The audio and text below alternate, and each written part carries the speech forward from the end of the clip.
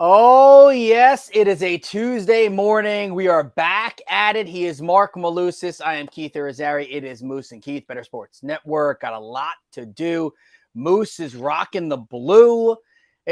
Listen, man, why you you look fit too. Oh no, I don't. I'm not. No, I'm not fit. But I Just a good appreciate. camera angle. Yeah, just a good camera angle. What's going on, brother? How are you? I'm good. I'm good.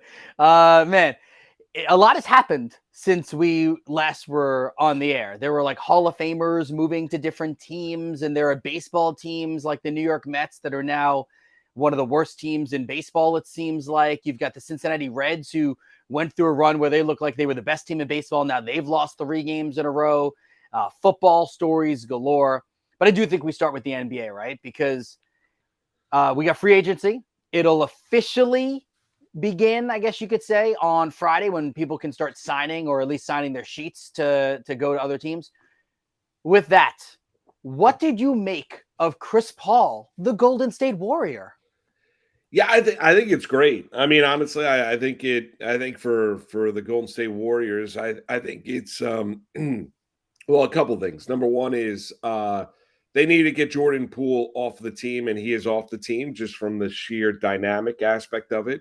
Team was not right. We talked about throughout the course of throughout the course of the regular season how after that punch by Draymond Green during the course of training camp that was never right for the Golden State Warriors. I love it. I mean, I honestly do. So I think it's addition by subtraction, get rid of Jordan Poole. I also think it alleviates some of the concern or the strain on Steph Curry to be, the guy. And now you got Chris Paul conceivably to run that second unit. You also have, I also think Draymond Green in all likelihood is probably going to be back with the Golden State Warriors with this news of Jordan Poole getting traded. And I think Chris Paul at this stage lands in a spot where, given his age and given where his game is, he can no longer be the guy. And I don't think he has to be the guy, obviously, in Golden State with the Warriors. I think it works on a lot of different levels. And there was a lot of belief that maybe, they were getting rid of Chris, or they got rid of, acquired Chris Paul to just get rid of Jordan Poole. And then they were going to move on from Chris Paul. But that doesn't seem to be the case in Golden State. They're going to hold on to Paul. And now he's going to be with Klay Thompson and Steph Curry and that group out there in Golden State. He's never won an NBA championship. I think it's vast. I think it's really, really intriguing. I think the Warriors went into it with their new general manager and Dunleavy and went into it with the idea that they needed to get rid of Jordan Poole, and they did, and they added a future Hall of Famer who's now been traded on 6 different occasions. The Chris Paul situation to me on the surface, Moose, sounds amazing. I think it sounds glorious. This is going to be all about Chris Paul buying into this specific role. And you mentioned it, right? You said Chris Paul leading that second unit. Is he okay with that is going to be the question. Because if Chris Paul gets cranky and decides that, I'm still a starting point guard in the NBA, because skill-wise he is, right? Over the last 2 years, no guard in the NBA has averaged more assists per game than Chris Paul. That is actually a fact. Now, the other fact is that Chris Paul wears down at the end of every season and is never truly available for the postseason, right? So something needs to click for Chris Paul here, not physically, something here, where if he's going to be a part of the Golden State Warriors, this needs to be whether it's Dunleavy or Kerr or whomever is the one that says this to Chris Paul, needs to sit down and imagine you're Chris Paul, Mark Malusis, and I go, Chris, listen, you're a first ballot Hall of Famer. You've done everything in the NBA you could ask for except for win an NBA championship. The Golden State Warriors, this is what we're about. We're about that life of living championships, right? And winning championships. So here's the deal. We're going to play you 22 to 25 minutes a game. You're going to probably sit out 20 games this year. You're going to play 62 games or so, all because we want you to be ready for the postseason and not only help us win a championship, get you your first championship. Chris, you buying in? You in CP3? Yeah, I think he would be. No? Yeah. I mean, that's it, right? Like, if you lay it all out like that, like, I understand that some of his numbers are going to go down and he's not going to, listen, Chris Paul may end up averaging 11 points and 7 assists per game this year. But if that ended with an NBA title, isn't it worth it? Yeah, I think it would be. I mean, I think for Paul, listen, I don't think we can listen. I think from a Golden State perspective, no matter what the role is for Chris Paul, and I don't think he's going to be I don't think he's going to be a a distraction out there in Golden State. Here's what you need to know. I mean, the Warriors need to get rid of Jordan Poole in order to move Yes. forward as an organization. So whatever it was, and it was a contract that was going to be an albatross around the team's neck last year that he signed that extension, and Jordan Poole was a guy that reportedly teammates couldn't stand and they had needed to get rid of him. So Jordan Poole is now gone, and now he's a member of the Washington Wizards. So for the Golden State Warriors, that was priority number one. Whatever role Chris Paul fills on the Golden State Warriors is an added bonus. So I think he'll buy in. I think he'll be all in on trying to win an NBA championship. I have no doubt about that. We know what that team is still going to be all about. You also don't need him for the entirety of the regular season. I'm not telling you he's going to take it off, but you're not going to, you're not going to squeeze the lemon, in December and January and February. You're going to look for Chris Paul to kind of make his way in April, May, and June when the playoffs are getting going, and you're going to find a role. Now, is it a perfect role? No, it's not. I mean, is he a traditional spot up 3-point shooter? Or is he not? He loves to run the pick and roll offense. Is that really what Golden State likes to do? No. Is he going to be able to adjust and evolve his game? We'll see. Or does Golden State evolve their offense in order to fit the talent level or the talents of Chris Paul, especially on that secondary unit? You might see that as well. So you might see a little bit of an adjustment here from the Golden State Warriors with the addition of Chris Paul. The biggest key, though, was they needed to get rid of Poole. I mean, that was the biggest key for the Golden State Warriors, and they accomplished that. Now, you look at Chris Paul, who we know the skills were diminished. You're not asking him to do a hell of a lot.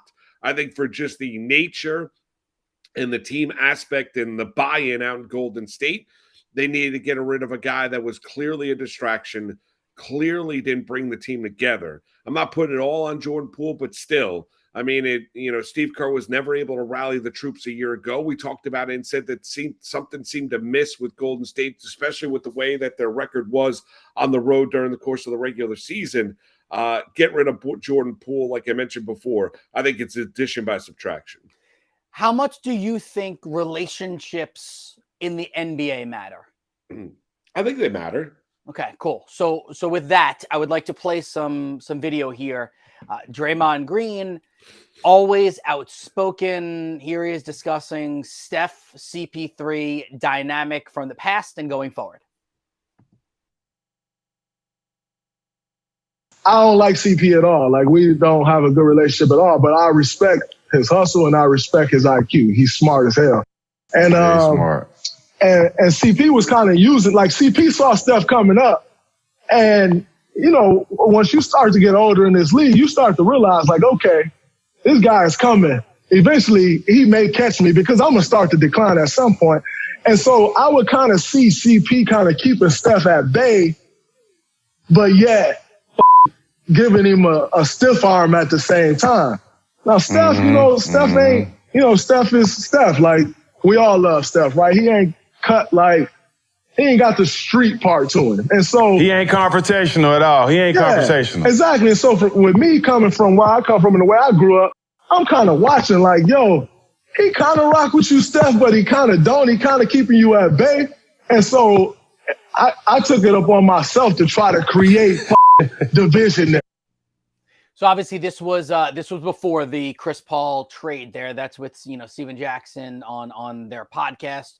What did you think of Draymond Green laying all of that out there, kind of really almost putting Steph a little bit on blast for not being like, street like me, essentially, is what Draymond said.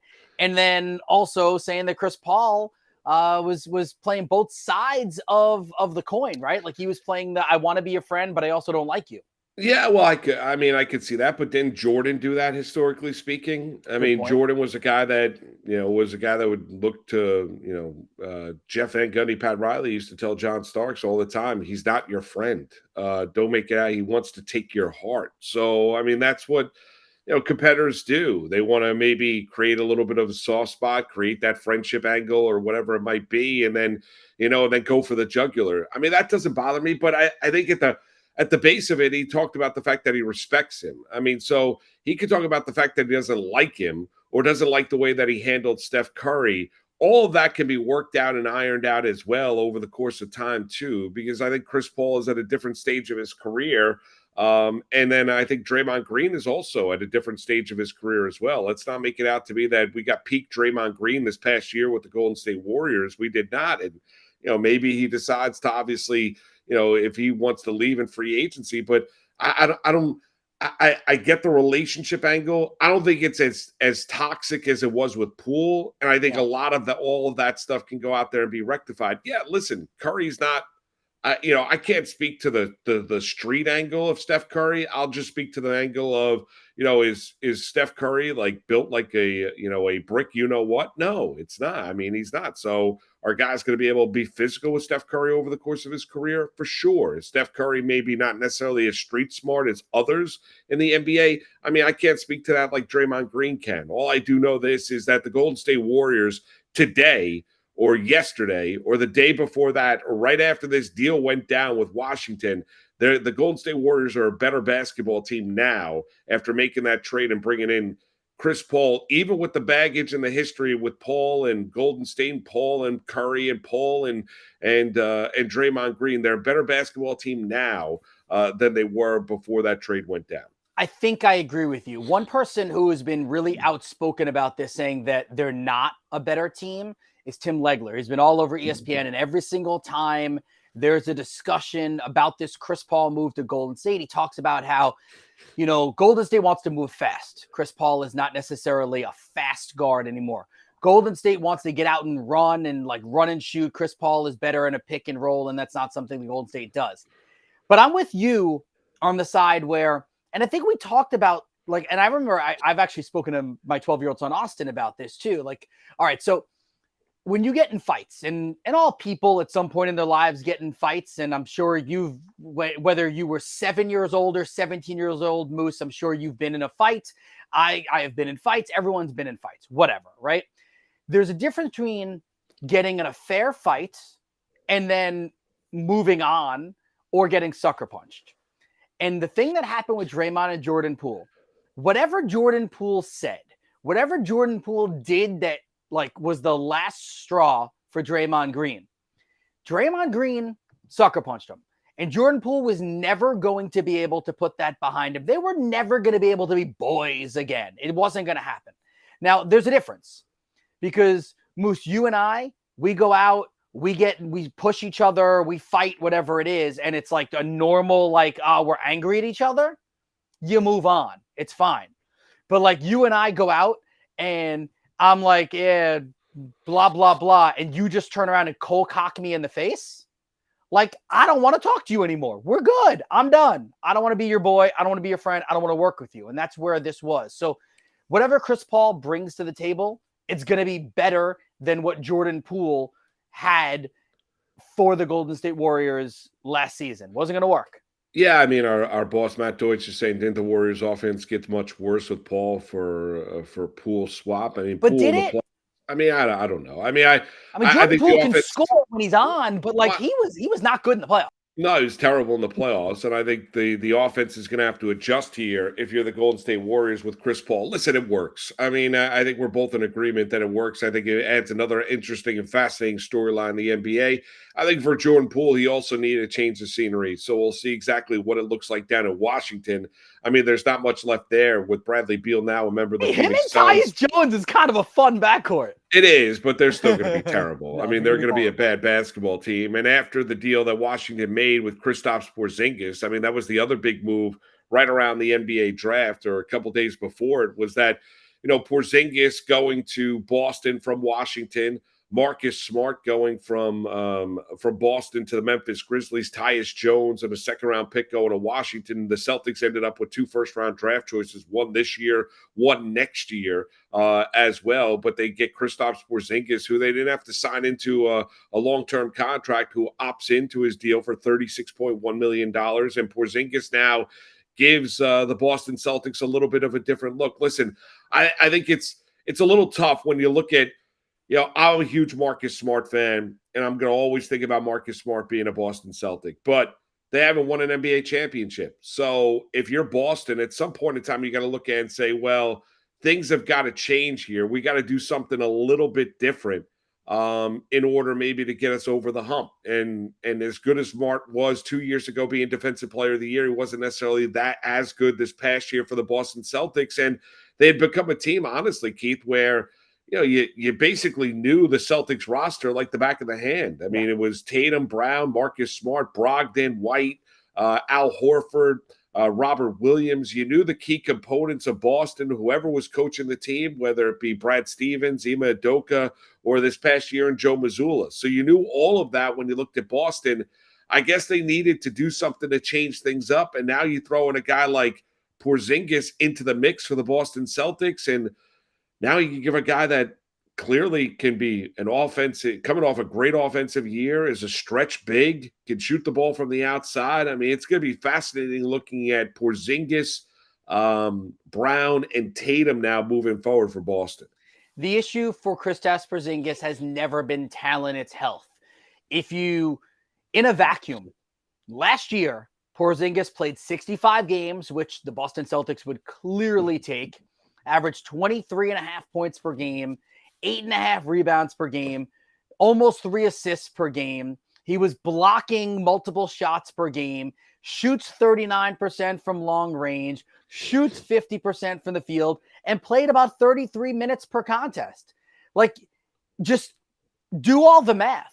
Those are not things statistically that Marcus Smart will ever give you. Now, the Boston Celtics, and we had Claudia Bellafato on Better's Eye last week, and kind of for fun, we asked her a little bit about what was going on in the state of Boston.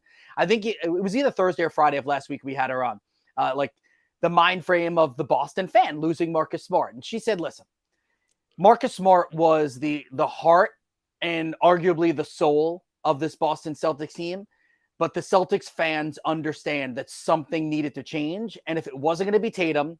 And it was never going to be. And if it wasn't going to be Jaylen Brown, it more than likely never was going to be. It was going to end up being Marcus Smart. So I think it's a good move. I think it's a better than lateral move for the Boston Celtics, but I will throw this out. The Celtics are pretty bare now at guard because as much as Malcolm Brogdon is extremely talented, something scared off teams on the trade market a week and a half ago, right? Well, the elbow injury? Yeah.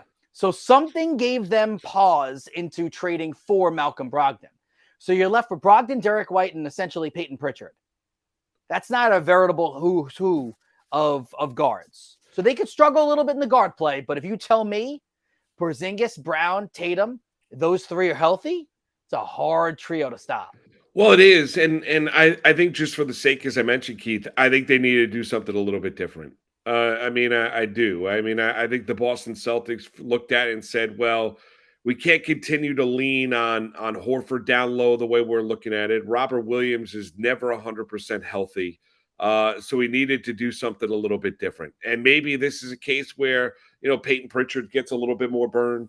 If you're a Celtic, if you're Joe Mazzulla, and I don't even know what his contract situation is, but I believe Peyton Pritchard is still going to be a member of the Boston Celtics. But throw him, leaving in 2 years. So right. So Pritchard is a guy that maybe they throw into the mix now, gets a little bit more burn. It's going to look. Listen, I think they would have preferred to obviously have traded Brogdon instead of Marcus Smart. But the Clippers backed off on the Brogdon deal, and now Brogdon, who was traded for 8 hours, is now still a member of the Boston Celtics. White is an absolute stud. We know that, and he could play, 35 to 38 minutes a night. Brogdon could be that guy coming off the bench. I mentioned, and maybe this is a case where you use your mid-level exemption, something Boston has not used in order to bring in another guard into the mix for the Celtics. But I think for them, it works. Here's the other thing for Boston where it works is I don't have to give Porzingis a long-term deal. I can play a wait-and-see approach here, how Kristaps Porzingis fits with Brown and Tatum. I'm taking a swing. I'll see if maybe this trio ends up delivering an NBA championship once again to the city of Boston and to that Celtics organization. I also need Brown's game to evolve a little bit. I need Tatum to evolve a little bit. So more specifically Brown than Tatum, but you get the point that I'm making. But I don't have to invest in Kristaps Porzingis, a guy that's been oft injured. I don't have to invest in him long term. I could say a wait and see approach. From a Memphis perspective, listen, it's great. I mean, the Grizzlies needed to do something to change. They needed to change the room, whether it be inexperience, whether it be youth, whether it be just purely, lack of professionalism. However, you could say it, culture. Change the culture of that they locker room. need I to mean, it's change as the simple as culture, that. Yeah. immaturity. However way you want to look at it for the Memphis Grizzlies, they bring in a guy, Marcus Smart. And as long as he buys in, if you're a Memphis Grizzly fan, after Ja Morant gets his 25-game suspension, you're going to bring in a guy that has been through the battles, has been to 5 Eastern Conference Finals as a member of the Boston Celtics, has been a former Defensive Player of the Year, mind his P's and Q's. The city of Boston absolutely adores and loves him. I'm sure the city of Memphis is going to love him even at this stage of his career as well. I think for Memphis, though, you needed somebody to bring somebody in that was going to change the culture of the Memphis Grizzlies. I think they brought that guy in Marcus Smart. And I think that if you look at the Grizzlies team, assuming that Ja Morant at some point gets back out on the floor and is Ja Morant, I mean, Morant, Smart, Desmond Bane, and Jaren Jackson, that's a nice, foursome right there. That's pretty nice. Yeah, it's pretty nice. I mean, that's pretty good. And, and for Memphis, I think it works. And, they've got, hopefully Morant is going to see the light of day with the 25-game suspension. And that when he comes back, he's no longer playing with guns. And like we've talked about it before, it's not about the legality. It has nothing to do with where you stand on gun rights. It has to do with the fact that he plays for a team within the association. They told him to knock it off and stop playing with guns and stop doing it. He kept on doing it, whether it was a toy gun or a real gun. Yep. I don't care. It was out on social media. That's why he got treated with a heavy hand by the NBA and the commissioner's office and gets the 25-game suspension. So hopefully, because we all love watching Ja Morant play basketball, so hopefully he sees the light of day. For Washington, though, like if you're a Wizard fan, just kind of on a quick side note, like you deal all these players and, I mean, you end up with like nothing. I mean, you end up with Jordan Poole. I mean, Porzingis is gone. You get Tyus Jones. You mentioned Tyus Jones and Poole could be a nice backcourt down in Washington. Beal is now a member of the Phoenix Suns. That was a pure salary dump. Porzingis opts in. He goes up to Boston. You're not getting either of those 2 first-round draft choices from the Boston Celtics. They both go to the Boston Celtics for dealing Marcus Smart. So it's amazing when you look at Washington, who is now starting anew once again, where the face of them, you thought you had at one point in time so many different machinations, whether it be Westbrook and Beal and Porzingis and going down the line. Now, if you're Washington, you're left with Jordan Poole and you're left with Tyus Jones and not a lot else. I'm right in our chat. I love this. The Wizards can lose with Beal and Wall and Porzingis. They can also lose without them. That is right. They're paying a lot less money for the players. That's true. That they have right now. I'm right. The no trade clause in the NBA. I don't remember what NBA writer I think it was in The Athletic that I was reading this. And I apologize to whomever wrote this, but that Bradley Beal will probably be the last player that ever has the full no trade clause. That this will be that owners, GMs, team presidents, everyone will smarten up on this and realize that the full no trade clause is not worth it in any of these contracts anymore, because all it's going to end up doing is essentially getting it so that you can't trade someone for their value. Because there is no reason why Bradley Beal should have been traded for, a bag of popcorn. Yeah, and that's exactly what he's traded for, even with a regression in his game. Don't disagree with you there. Doesn't matter. Now we got a couple of things before, and Brett Flynn's going to join us bottom of the hour. So hit up on it might have been Hollinger. Thank you, Jessica. I believe it was Hollinger. Couple other things before we take our first time out here on Moose and Keith here on this Tuesday on the Better Sports Network. Number one is this, the Portland situation with Dame Lillard's one to follow. He doesn't want to be the bad guy. The Blazers don't want to be the bad guy, wherever that might be. Where the reports are, he wants to end up in Miami, but he doesn't want to end up with a super stacked team. He wants to end up with a team that has got a chance to win an NBA championship. Well, I mean, every team's got a chance to start the NBA season, but this is now going to become basically like, even though it's it's going to become like the Aaron Rodgers situation was with Green Bay. I mean, we're going to be following this on a day in, day out basis based on what tweets are sent out, what's going out on social media when it comes to Dame Lillard and his interest in being a Portland Trailblazer, or if there's any kind of momentum of him getting traded away from Portland. I do believe, I mean, I think there are a lot of people who love to end up in Miami and playing for Spoelstra and the Miami Heat. He doesn't want to be viewed as the bad guy, but this is going to be a drama and a saga that's going to continue. I think it's going to last a while here, Keith. I say we get a decision the week of July 10th. That's it. So July 6th is when all deals and everything can be finalized, right? Yeah. I say that, at some point after July 6th. So like that 4th of July week. 4th of July is on a Tuesday. The 6th is a Thursday. I don't think it'll happen. I don't think that's a news dump type of thing. So I don't think it'll happen on Friday the 7th. So I'm saying somewhere around like Monday, July 10th, Tuesday, July 11th, somewhere in that area. If this is going to happen, it happens then. Lillard gets traded to insert team. I think you're right. I think it's probably Miami, because you're going to want him to be around his teammates and have a full summer of getting to know some of those guys, maybe getting to work out with some of those guys. And listen, the NBA, as big as it is, it's also as small as it is. Like we talk about that in broadcasting too, where it's like, oh, I've worked with this guy. Yeah, I work with him too. I work with her too. Yeah, I used to work. Yeah, exactly. It's all small. Everyone knows everybody. But I think with the NBA, you want Lillard to get there. And whether it's, I don't care, go to a bar and hang out with Jimmy Butler and get a few drinks with him. But like you want that bonding to happen. For Miami, I mean, I think it's Tyler Hero, it's Duncan Robinson, it could be Caleb Martin. I think Caleb Martin, they still have to sign, by the way. And then it's draft picks. That's how you're going to get Damian Lillard if that's going to happen. So you got Lillard, and then you got NBA free agency, which officially gets going on Friday. Oh, we can start talking about Kyrie, your boy Kyrie, all that kind of stuff. That all gets going on Friday. Yeah, you're so excited about everything Kyrie related. I'm not excited about playing Kyrie. Wide receiver with friends. Well, I'm curious to see where I'm interested in the drama. Kyrie's going to be in Dallas, Draymond Golden State, Harden Rockets. That's my guess. Kyrie goes back to Dallas. Okay. Draymond stays in Golden State. Yeah. Harden goes to Houston. Yeah, I would agree with that. I think that's the betting favorites. Quickly start the conversation of when will Embiid start demanding a trade? And the Knicks would be clearly interested in that. Oh my!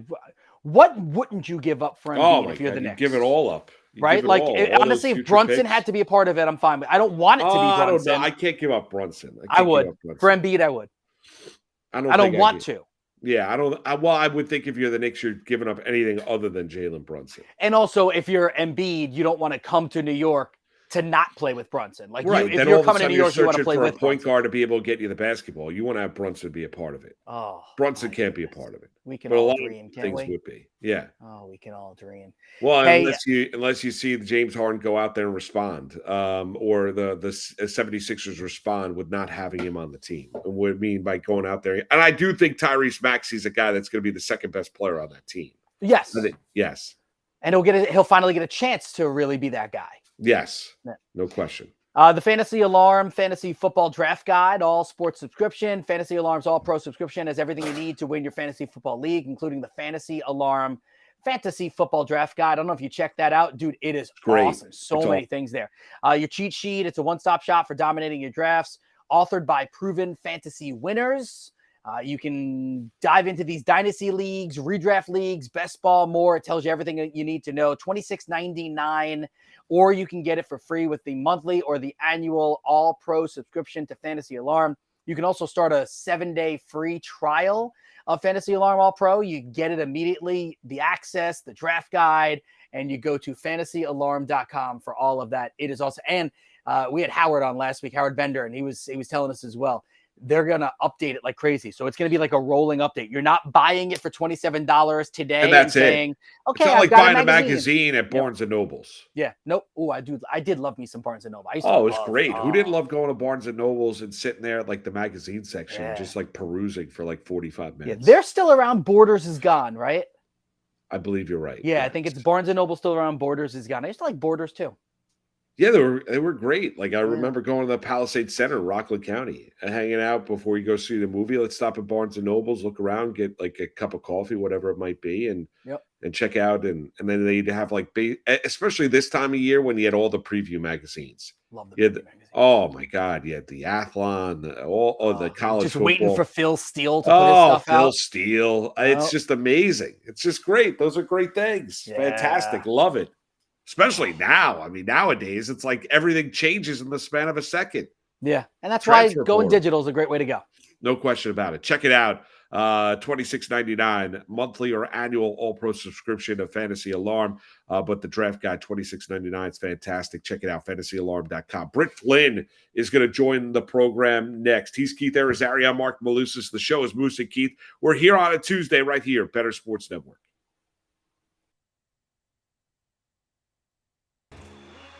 Breece Hall right now, and I've talked to plenty of high-stakes players, I'm sure you have too, Kev. Had Hall not torn his ACL last year, he might have been the 101 in drafts this year. That's how good he was looking last year, and obviously with the addition of Aaron Rodgers. At the 305, running back 11 behind Derrick Henry and Ramondre Stevenson, right ahead of Jahmyr Gibbs and Najee Harris. Your thoughts on him as a mid-third round pick? How have you been attacking him? Have you been getting him at that spot so far this year? Yeah, if I start out with two wide receivers, Breece Hall is right at the top of the queue coming into the third. If I knew he'd be healthy for week one, I'm still a little.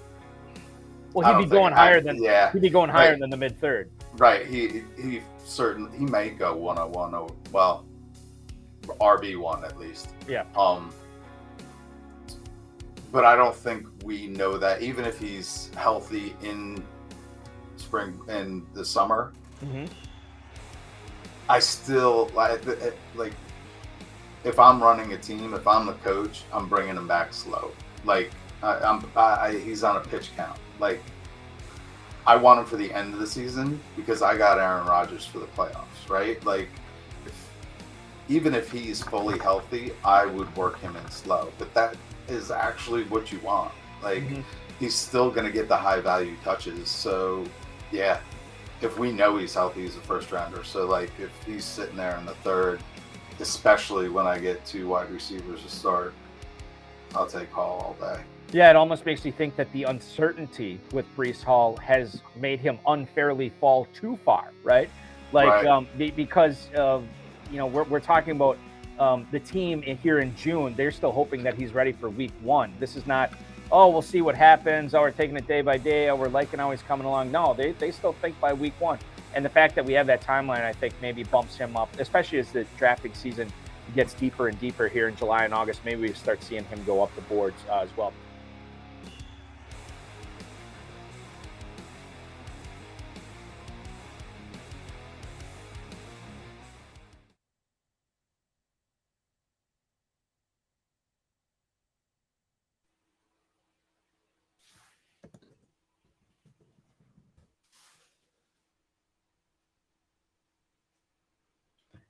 All right, we are back. Yes, sir. Get a little kinks behind the scenes that we are working out. No worries at all. Back here on a Tuesday, 10:34 a.m. Eastern time. He is Mark Malusis. I'm Keith Arizari. Bring in the great Britt Flynn. Follow on social, Britt_Flynn, FLINN. Fantasy Alarm, Lightning Round Fantasy on Tuesdays, Better Sports Network, Fighting Chance Fantasy. And she told me off the air that her stories, Moose, I don't know if you know this yet. Britt told me that she has better stories than Howard Bender, that he's a total farce. A lot of his stories are not true. Yeah, I listened. That's what she said. Am I supposed to put that out? And was I supposed to not put that out in the street spread? I'm sorry. Supposed to keep it zipped, man. That's what the private chat's for. Come on. No, everybody laugh. That's my bad. How are you? I'm great. Thank you guys for having me. How are y'all? Doing well. I'm looking. You do an amazing job, Fantasy Alarm, and we appreciate the time this morning, Britt. We really do. Fantasy football wise, right now, like where are you, like 1 to 10 in terms of like, do you need to take a little bit of a mental break at some point before you ramp it up again? Like, are you at overload? Like, where are you right now? That like are there days where you're like, I just need like a few hours to take a step away to kind of do a little bit of a mental reset? I think everybody needs that, but I am overloaded, not overloaded, but there's a lot of news going on and we're putting out the draft guide. And like you guys said before the break, we're constantly updating it. We're constantly getting new information. The DeAndre Hopkins, Dalvin Cook situation just keeps going. And there's little tidbits about that all the time. But yeah, it's summertime. I make time to get out to the river every now and then. Who got you into fantasy football? So I've always loved football in general. That was mine and my dad's thing. I was spoiled in the early 90s with the Cowboys dynasty and it ruined me forever. But it was actually my husband when we were dating. His cousin had somebody drop out of the fantasy league and needed a last minute replacement. And I was like, yeah, I love football. I can do this. Knew nothing about it.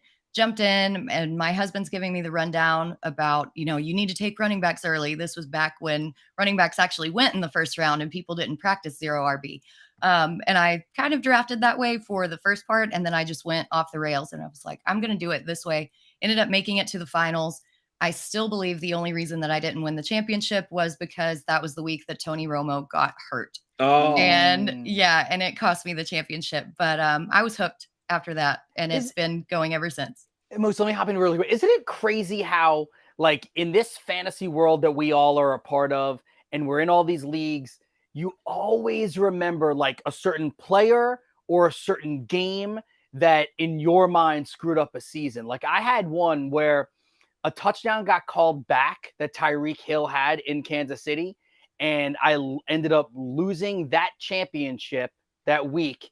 I lost by 0.6 points or whatever. So if that touchdown happens, I win.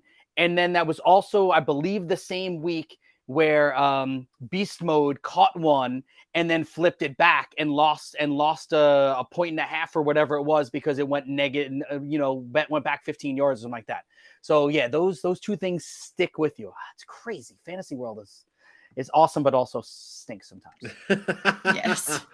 Britt, I was talking about receivers here, like how heavy early on, because Keith and I were talking about it last year during the football season, is that, I'm kind of going to be a proponent this year when I attack drafts. I know based on format and structure of the team, it could be a little bit different as well. But if you just go on a kind of a general where I'm going to attack receivers early and wait on the running backs because it's so fluid. It changes week to week. And it's really a passing league where I know exactly what I'm going to get. Like, I feel like I'm, aside from injury, that I'm pretty confident with when I draft a receiver first or second round, exactly where that production is going to be bottom level wise. Yeah, I tend to kind of stick to an anchor running back strategy because, like you said, the receiver or the league is a passing league. I mean, those receivers pay off, whereas those middle range running backs don't really do anything. They call it the running back dead zone for a reason. The return on ADP in that zone just doesn't exist. So I like to take a running back within the first probably 3 rounds. I wrote an anchor running back article that's in the draft guide that you can check out if you buy it over at Fantasy Alarm. And it kind of touches on the return of value that you get with ADP. And I'll take a running back in those first 3 rounds and then go heavy on receiver and not really touch running back until the 8th. All right. So let's say old school thinking, right, is going to be afraid of what's going to be left for you in round 8. So I'm sure you've done tens to hundreds of mocks because in order to be able to write these articles, that's really important to be able to know how things would go. So when you're doing that, let's say you get insert running back in the first 3 rounds, you're happy there, and then you're going to wait till around 7, 8, or 9 before you go for another running back. Who are you getting? So I've been able to get David Montgomery, Antonio Gibson, Samaje Perine, like guys with some really high upside all the way in the 8th. I don't think that Javonte Williams is going to be healthy as much as the coach speak is like, oh, he's going to be ready for training camp. No, he's not. That was a too severe of a knee injury. So Samaje Perine's going to have a huge role early on, possibly throughout the season with Sean Payton. We know how he likes to use pass catching running backs, and that's what Perine does well. Kind of the same thing with Antonio Gibson. They've really talked about utilizing him as a pass catcher. He was a wide receiver in Memphis. In PPR leagues, that's a huge value. He doesn't have to be the between the tackles guy if he's getting all these targets. So you can get some real value there. All right, what are you doing with the first overall pick, Britt? I have the number one overall pick. So where am I? Where am I going? Am I going? I love Jay Jettis up in Minnesota. Chase, where are you going with the number one overall pick? Yeah, I think you have to go Jefferson, even though there is an argument for Chase to be made, consistency wise, because Jefferson did kind of struggle against elite corners last season. He had some kind of boomer bust games, and it didn't always go well for you. But I think with Minnesota's defense, they're still going to be put in those negative game script situations, and they're going to have to pass the ball a ton. And that's why Jefferson edges out Chase for me. Can you hold on, I'm looking at something in there. All right, so who would be the first running back off the board for you? I think it has to be Christian McCaffrey. I know that we are still worried about his injuries. That's always going to be a thing. Let's just be real. With Brock Purdy, when he came in for Jimmy Garoppolo last season, McCaffrey averaged 24.3 fantasy points per game. And that's just huge. I mean, as much as I love Bijan and his Falcons offense, the Falcons just aren't going to be that efficient. And McCaffrey has a solid role. Purdy is a game manager type of guy, and I think he's going to get all of the work. All right, if I'm looking at a dynasty league, I got quarterbacks: Young, Stroud, Richardson, or Levis. I like Richardson. I think that his floor is way higher than all the rest of these guys with his rushing ability. I kind of worry about the durability of Bryce Young. Houston has a lot more pieces before they're actual contenders. And Will Levis, I think, was just a little overrated and overhyped. All right, so Levis overrated, overhyped. I'm here up in Connecticut, right? And I grew up in the New York area. Jets are going to be a huge story this year. We all know they might be on Hard Knocks, even though they don't want to be. And no NFL team seems to want to be on Hard Knocks anymore, as the Jets are basically, but they might be forced to be on Hard Knocks this summer. Last time they was 2010. They ended up making the playoffs that year. I'm curious about, what do you do with the skill position players for the Jets this year? If I'm looking at Rodgers, Breece Hall coming off the ACL injury, Garrett Wilson, give me a little bit of feel about the Jets' skill position players fantasy-wise this year. Yeah, so I love Garrett Wilson. I have him in my top 10, and I actually think that he can make a run for the overall wide receiver one if that volume stays the way that it is. Aaron Rodgers has Alan Lazard, who's always going to be his kind of security blanket in the end zone, but Wilson's going to be a target monster. I am a little bit worried about Breece Hall because, again, with an ACL injury, yes, he's back on the field and he's jogging and doing a little bit of work, but you can see that one quad is significantly smaller than the other. And it's not necessarily the ACL that causes the problems. It's more of a quad hamstring issue because that muscle can't support all the cutting and running after that rehab. I still think he does very well towards the end part of the season, but I think that he's going to be a low end RB2 or a high end RB3. Aaron Rodgers, I think, he is what he is. He's older. He's not mobile, which is a huge understatement. But I think with all of those weapons, that he's going to be a low end QB1. I think he sneaks back in there and returns to his MVP ways. Is there a player in more mid rounds to late rounds that you seemingly always find yourself drafting? Oh man, if y'all can't see the ball, Treylon Burks, man. He was on that's awesome because he was on. All right, so Matt Deutsch, our big boss here, had just sent out the email asking for like potential breakout players, and you've now mentioned a few of the people that I said. I put Samaje Perine on there because I'm a little bit leery of what's going on in Denver, and I had Treylon Burks in there. Yes, there's so much opportunity for him in this offense. Tennessee has the 4th highest rate of vacated targets, and they didn't bring anybody in the receiving room, which is crazy to me. I mean, he's just going to feast on targets alone.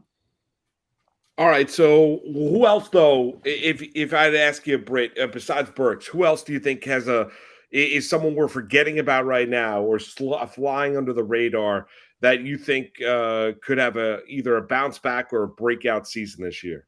Oh man, there are so many people. I'm going through my list right now.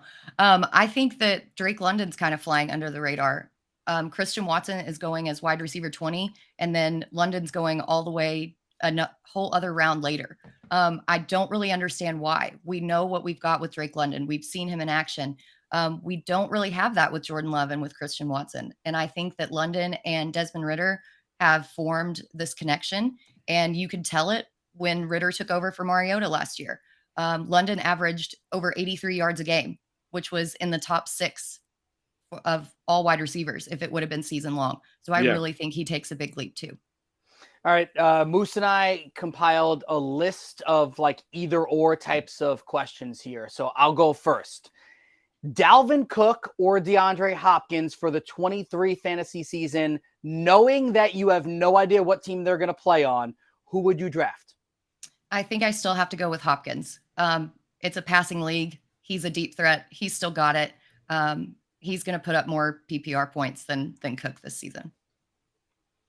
Okay. When you look at, it's interesting, Britt, when I'm looking at fantasy football and kind of the overall, quarterback, you mentioned it where you draft running backs. You're going to draft running backs in the first 3 rounds, right? At some point in time, that quote unquote anchor running back. Where are you attacking the quarterback position? Because, I'm sure Matt Deutsch has told you, he's drafting Fields basically in the first round of everyone. I think he'll draft him number 1 overall. And right. Actually, he's trying to adopt him in correct, his family. Right. Yeah. He basically, he can't get enough of Justin Fields.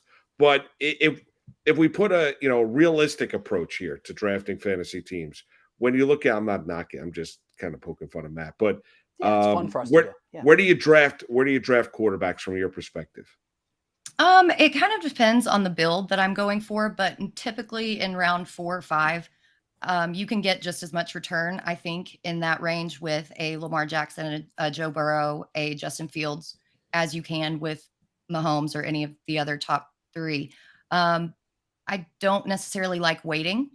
Even though Trevor Lawrence is still going 8th, 9th, I'm so afraid of getting sniped. I would rather have that position solidified and then not worry about it for the rest of the draft. All right, more rapid fire. We're going dynasty here. Bryce Young, CJ Stroud, Anthony Richardson, Will Levis. Anthony Richardson, for sure. Okay. Wide receivers being drafted around the same time. Cooper Kupp coming off an injury-plagued season. Tyreek Hill, always off the field issues. Yeah, I have to go Cooper Kupp here. The Rams defense isn't going to be good enough to keep them in games, and they're going to have to pass a ton, and Cooper Kupp's going to be the guy. Again, same area of being drafted. Garrett Wilson, Amon-Ra St. Brown. Garrett Wilson. I think that Amon-Ra St. Brown's slot role ends up going to Jahmyr Gibbs, and with a 4.6 speed, he's going to have a little bit of trouble on some deep routes. Derrick Henry is 58 years old, and Saquon Barkley wants a larger contract. Who are you drafting? I still got to go with Derrick Henry. Until he falls off, he's my guy. All right. Dak Prescott trying to bring back you and your Dallas Cowboys, or Deshaun Watson? Yeah, I have to go Dak. People talk about all his interceptions, but they don't talk about how many bounced off his receivers' hands. Now that he actually has a wide receiver too, give me Dak all day.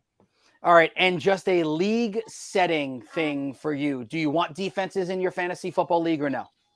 I actually love defenses. I have one with good defenses, and I'll take it a step further. I love IDP leagues. I love letting those guys shine.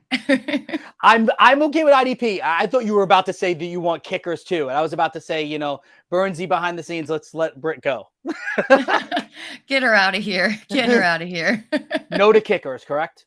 No to kickers. All right, yeah. good. All right. Thank you for playing rapid fire questions with me. I appreciate that. What are you doing with defenses, Britt? What do you mean?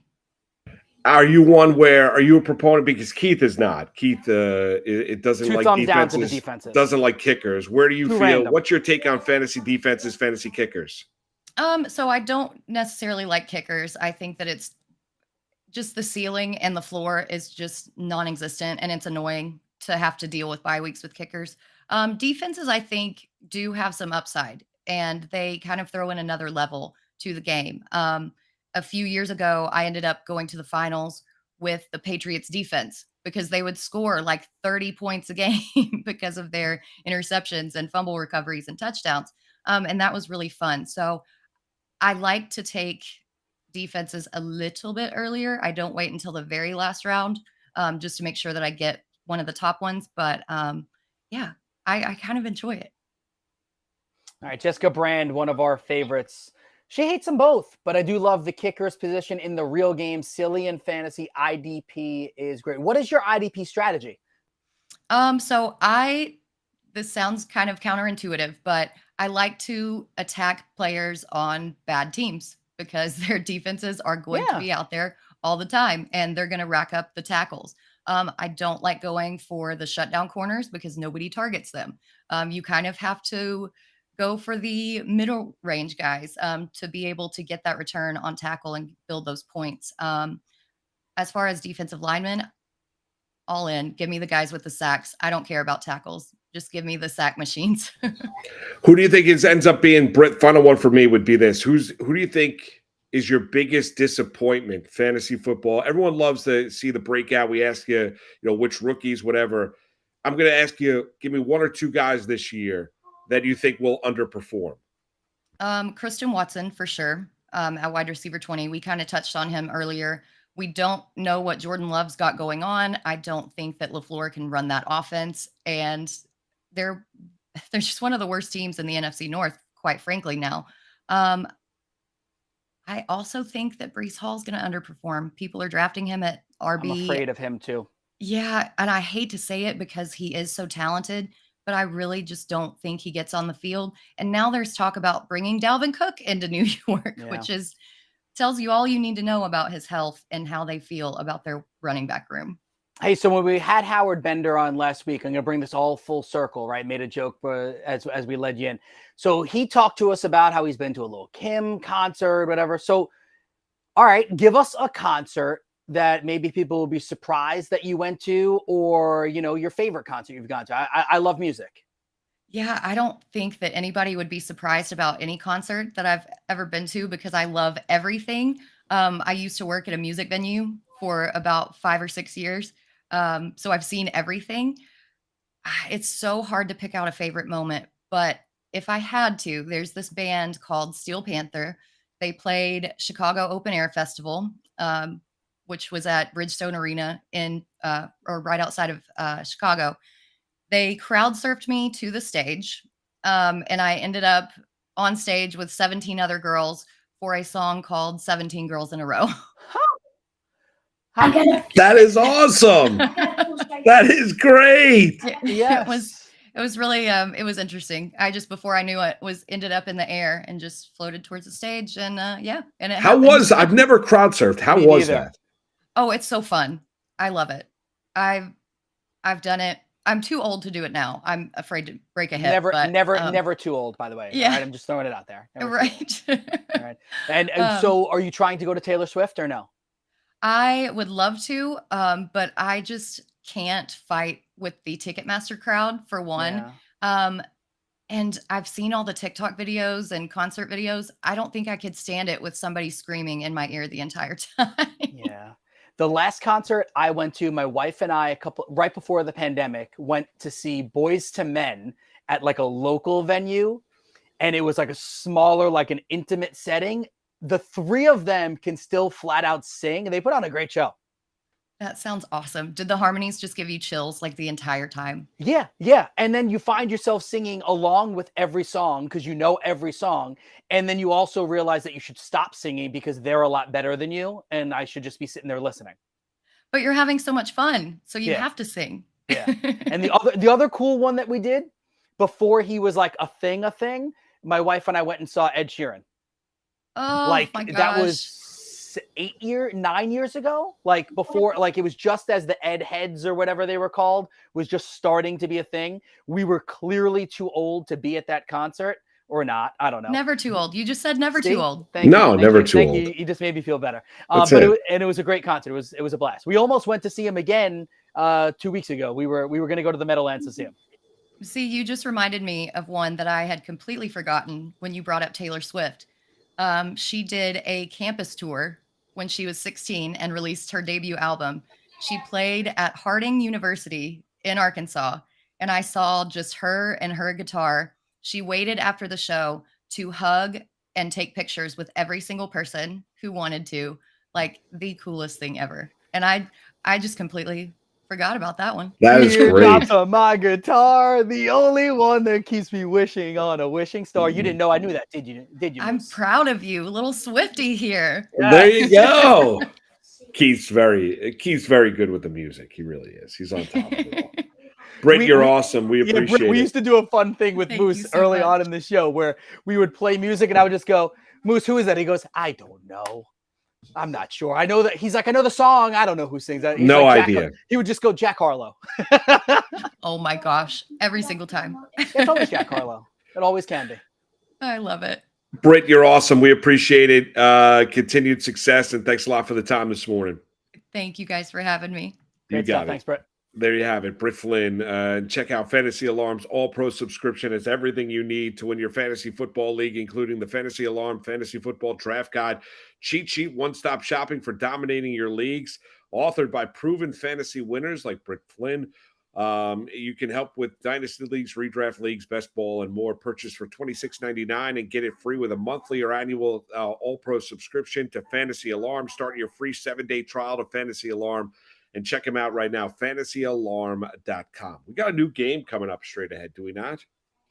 We do, and we're going to introduce you to our brand new show producer as well, Brian Burns. Burns Yes. will come into the house, and yeah, he's got a brand new game. We'll let him introduce himself to our audience. And yeah, we'll get to know I think Brian it's gonna be a Burns little as fun. well. Yeah. No doubt. We'll do that next. It's Moose and Keith. He's Keith Arizari. I'm Mark Malusis, coming to you on a Tuesday right here on the Better Sports Network.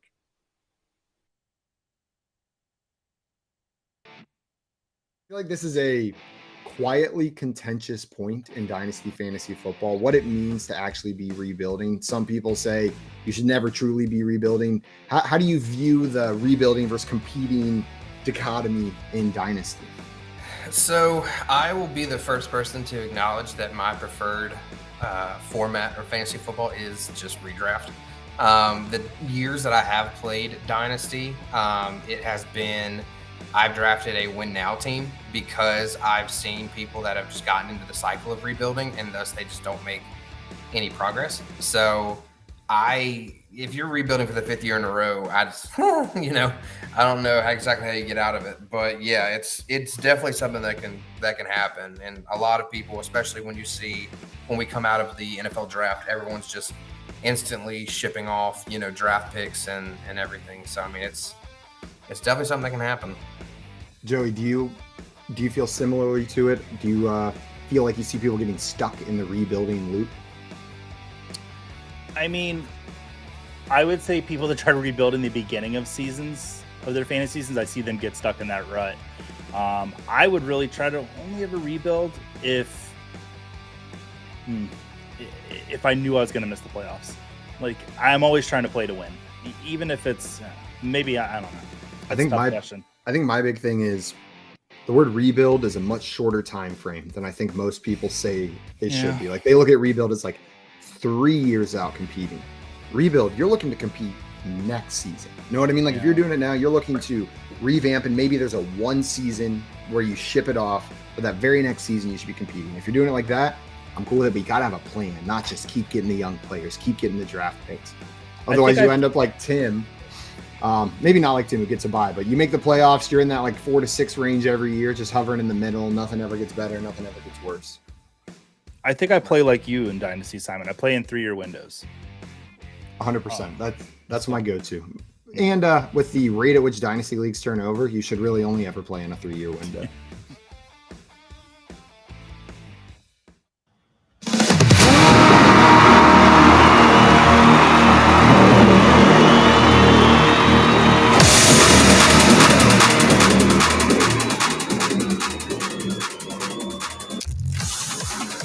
There we go.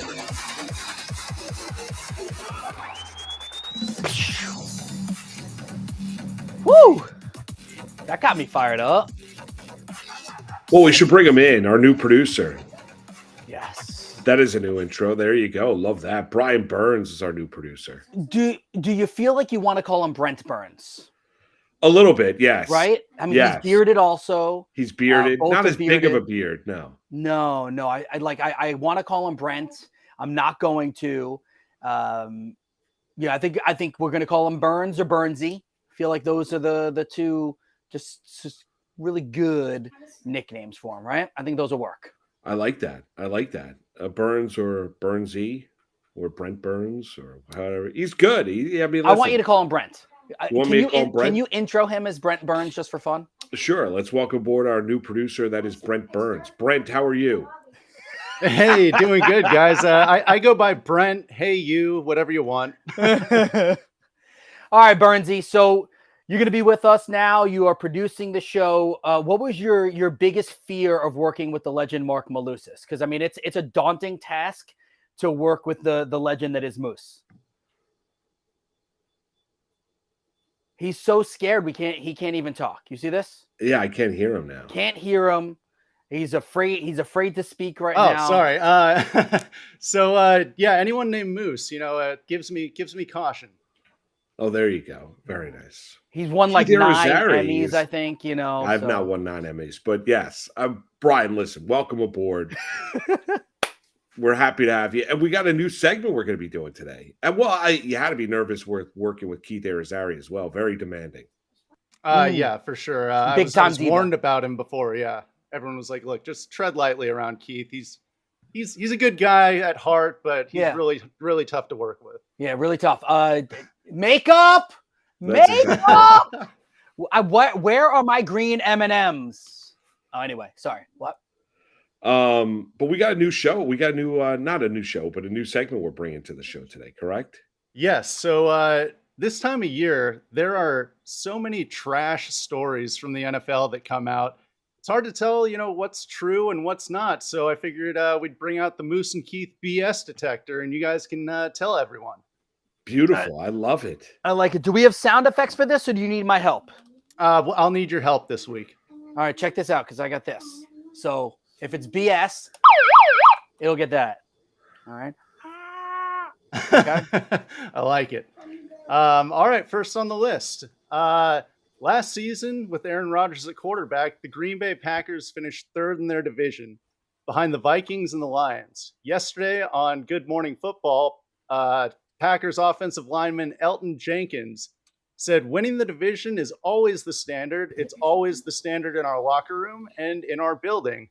We feel like we're the best team in our division, and we're going to go out there every week, wherever, and show that we are the best team in the division and the best team in the NFC. BS or not, the Green Bay Packers are the best team in the NFC North and in the NFC. Yeah, that's BS. Yeah. That is BS. There's no doubt. So the hard part there, Moose, is the fact that you say your division.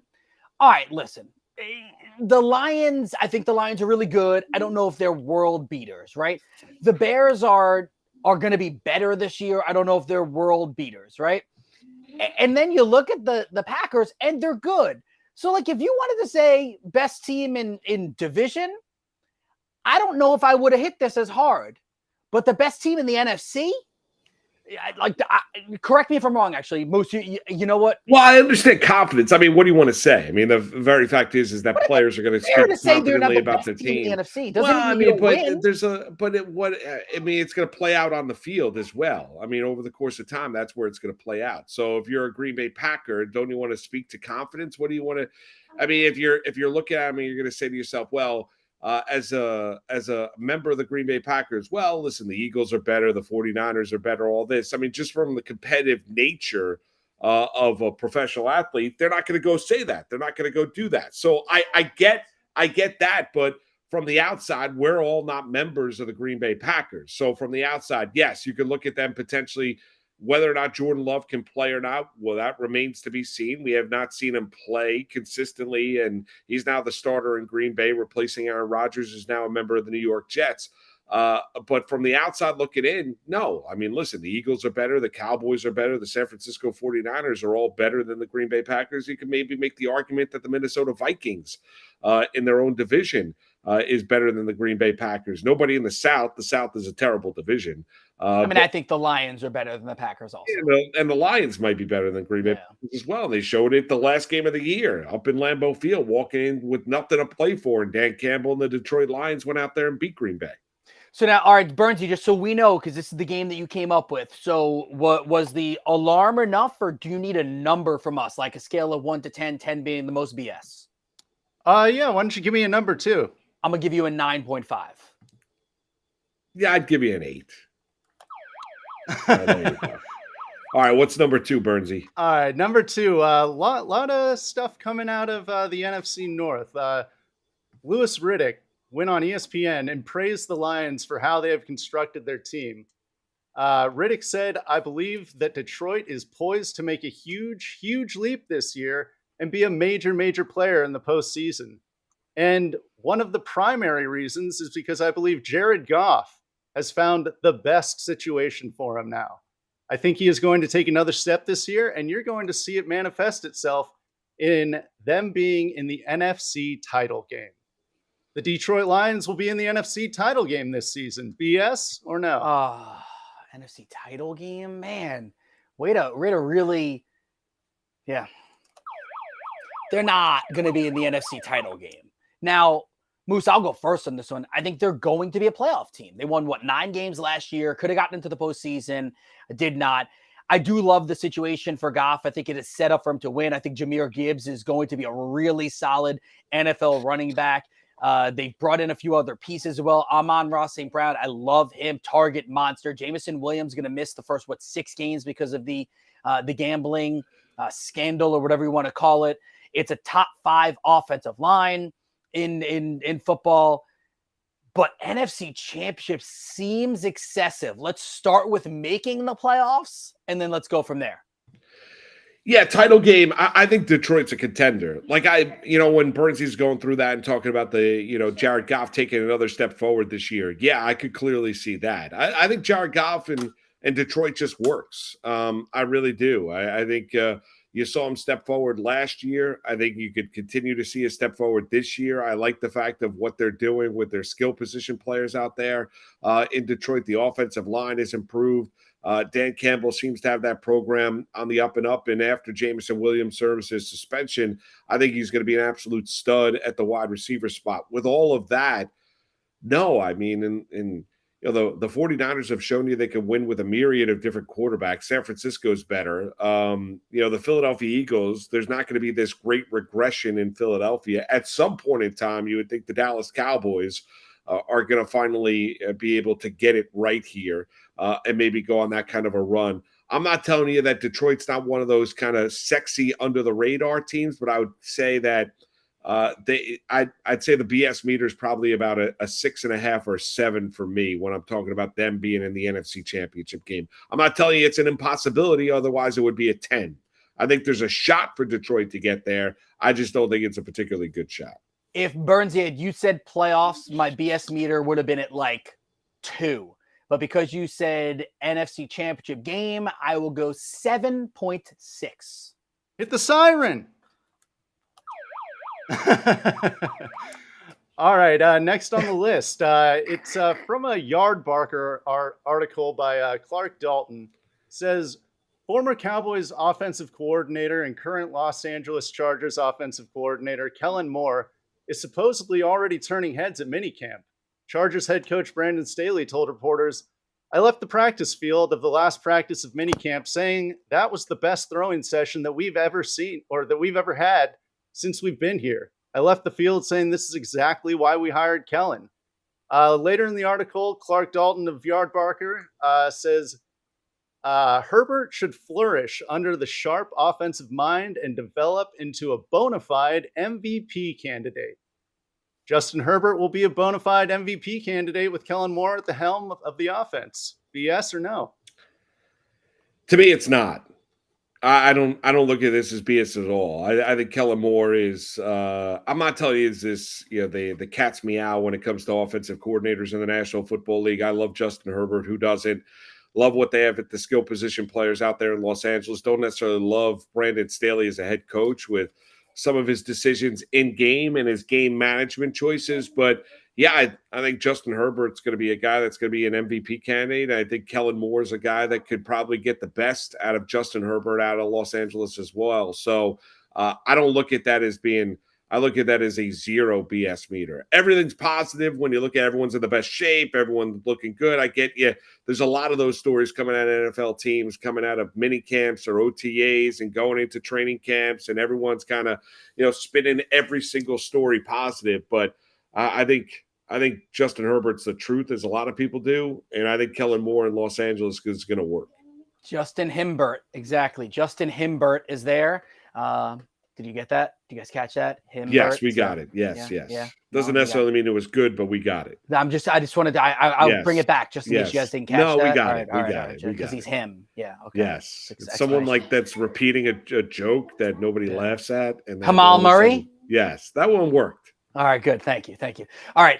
So 14,000 passing yards through 3 seasons, right? He had 4,300 his rookie year, over 5,000 his second year, 4,700 plus his third year, 10 interceptions twice, 15 interceptions the middle season, and the touchdowns have been 31, 38, and 25. Yes, give him a real offense coordinator and Kellen Moore, give him weapons around him, and, even if Austin Eckler takes a step back, I don't think he will. Yeah, I think I would put, I guess if we're going 0 to 10, I would give this like a 1.1 on the BS meter. It does not get any alarm here because Justin Herbert has the potential to be a top 5 MVP candidate. All right, last one. Recently, Dallas Cowboys quarterback Dak Prescott went on 96.7 The Ticket in Dallas to discuss his thoughts on the offseason. Prescott was asked about whether or not the offseason felt any different than last year's. Prescott said, You're able to take now 2 12-win seasons over into this one and build. First time in my career, I can say I feel like consecutive seasons are building. Going back to 2021, we've been able to build. We built that year, and now we can build again. And I think that's the best real chance that you have of making it. The Dallas Cowboys have yet again gotten significantly better during this offseason. BS or no? Moose, you take it. I think Cooks is better. I think they're better at the wide receiver. I just don't know where the quarterback is. So I would say BS meter probably about a 6.5 or 7. I don't know if they've gotten significantly better this offseason when I look at the Dallas Cowboys. I think the offensive line could conceivably, when healthier, be a little bit better. Receiving room, I think, is a little bit better. The concern I still continue to have is one that we talked about with Britt Flynn asking about Dak Prescott is, what is he at the quarterback spot? And is he going to be a player in a big-time game where he steps forward and starts to play to the amount of money that he is being made as being a franchise quarterback down there in Dallas? There's nothing not to like about Dallas, about Dak off the field, on the field. More often than not, he's really, really good. I need to see more from Dak, though, in big-time games against big-time teams. I'm going to go really low on the BS meter here, and here's the reason why, the BS detector. I think that the rest of the NFC, we just kind of laid it out, is weaker in general. So I think Dallas could almost take a step forward because no one else is. We know what the Eagles are. The Eagles are probably the most talented team in the NFC. Doesn't necessarily mean that they win the NFC, but they are probably the most talented team right now.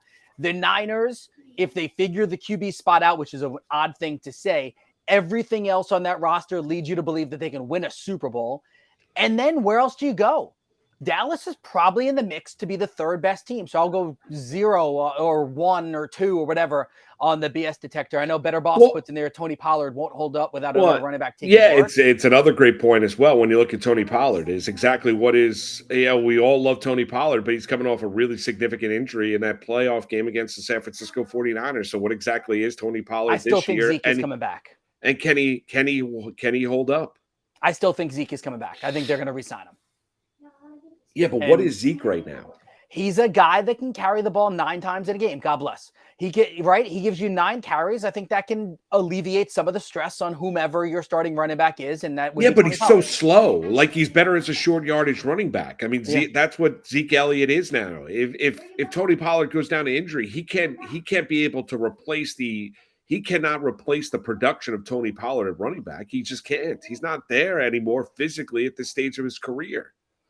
Yeah, you're right. All right, Birds, that was your last one, right? Yes, sir. You thought your first one you were going to get off clean, didn't you? All right, so I got a BS detector for both of you. I'll let you guys go. All right, so Damian Lillard and his agent, they met with the Portland Trail Blazers brass, right? And a lot of good stuff apparently was said there. Chris Haynes from formerly ESPN, now TNT, said this. This was the quote.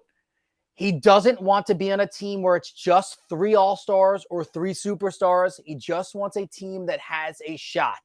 That is a quote from Haynes about Damian Lillard. I'll go to you, Bernsey, first. What does your BS detector tell you about that? Do you believe that Dame just wants to be on a team that has a shot, or does he really want to be with superstars? I believe it. I think he feels like he is the superstar. So I think 3 other superstars would really that would cut into his game. I don't think his game is one of those like like Steph. He can score a lot, but like if depending on the matchup, he can start passing the ball around. And I think Dame is more of a pure scorer, and that wouldn't necessarily fit his game. Yeah, I think it's more BS than anything else. I mean, I think if you stick Dame Lillard with, I think he wants to be in a scenario where he feels like he is earning everything that's coming his way. Like, that's where I think it is. Like, Dame Lillard doesn't want to be viewed as the bad guy by forcing his way out of Portland. He also has kind of carried the baton of an NBA player that has, quote unquote, done everything the right way, has been extremely loyal with the Portland Trail Blazers as well. And I don't think Dame Lillard wants to be viewed as a guy that is ring chasing at this stage of his career and doesn't want to have everything set up for him, doesn't want to have the Durant hopping on a championship train when Kevin Durant left Oklahoma City to go to Golden State and won titles there, a team that had already won an NBA championship. He doesn't want to go to a team that's already won a title.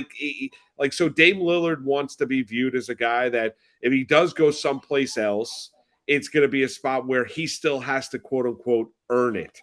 It's not something that's being handed to him based on the way that he has handled himself over the course of his career. So to me, it's all about perception. I think it's massive BS. I think if you tell me that, if you present an option where Dame Lillard ends up with Miami with Jimmy Butler and Bam Adebayo, and Miami is able to then have that trio there moving forward down for Pat Riley and Eric Spoelstra. Is that being handed anything? Well, no. I mean, Miami hasn't won a championship, but, they've gone to 2 consecutive Eastern Conference finals, and they just went to the NBA finals this past year where they got obliterated by a better team in the Denver Nuggets.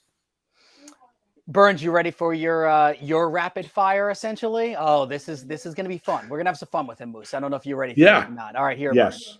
Burns. So you give us you can give us your whether or not you believe it, basically, BS or not. Mark Malusis likes the new White Man Can't Jump movie better than the old White Man Can't Jump movie. I hope it's BS. That is BS. He won't even watch the new one. I did watch it. I enjoyed it. It is not better. Mark Malusis loves Space Jam. Did you really enjoy it? I did actually enjoy it. No. I'm not gonna lie. If it wasn't called White Man Can't Jump, the remake or whatever, like if it would have just been Basketball by the Bay, I don't know, you would have enjoyed the movie. Yes. I don't think you can beat Wesley Snipes and Woody Harrelson. Exactly. No, you cannot. You can't beat it. That's why you cannot. It shouldn't have been that name. It should have been like Basketball by the Bay or something. Yes, exactly. And then you would have enjoyed it. Moose likes Space Jam too. Ooh, I never saw Space Jam 2. It's with LeBron. I'll go BS. I feel like he likes the OG. Moose? I like the old Space Jam. Okay. Moose. The new Space Jam's terrible. Yeah. It's a terrible movie. Is a diehard Eminem fan. Ooh. I'm gonna call BS, but I don't know. I am a diehard Eminem fan. Oh man. I can't really name a ton of songs, but I do like Eminem. Moose has 3 sons. All of them are better athletes than him. I will say that's true. That is true. That is true. Moose has 3 sons, and I have hair envy of all 3 of them. True. That is true. Well, that doesn't take much, though. Keith is bald. Moose was the producer of one of, if not the best sports radio shows of all time. I'll say that's true. Yes, Mike and the Mad Dog. That is true. That is Let's true. do one with Keith here. Oh, okay, go ahead.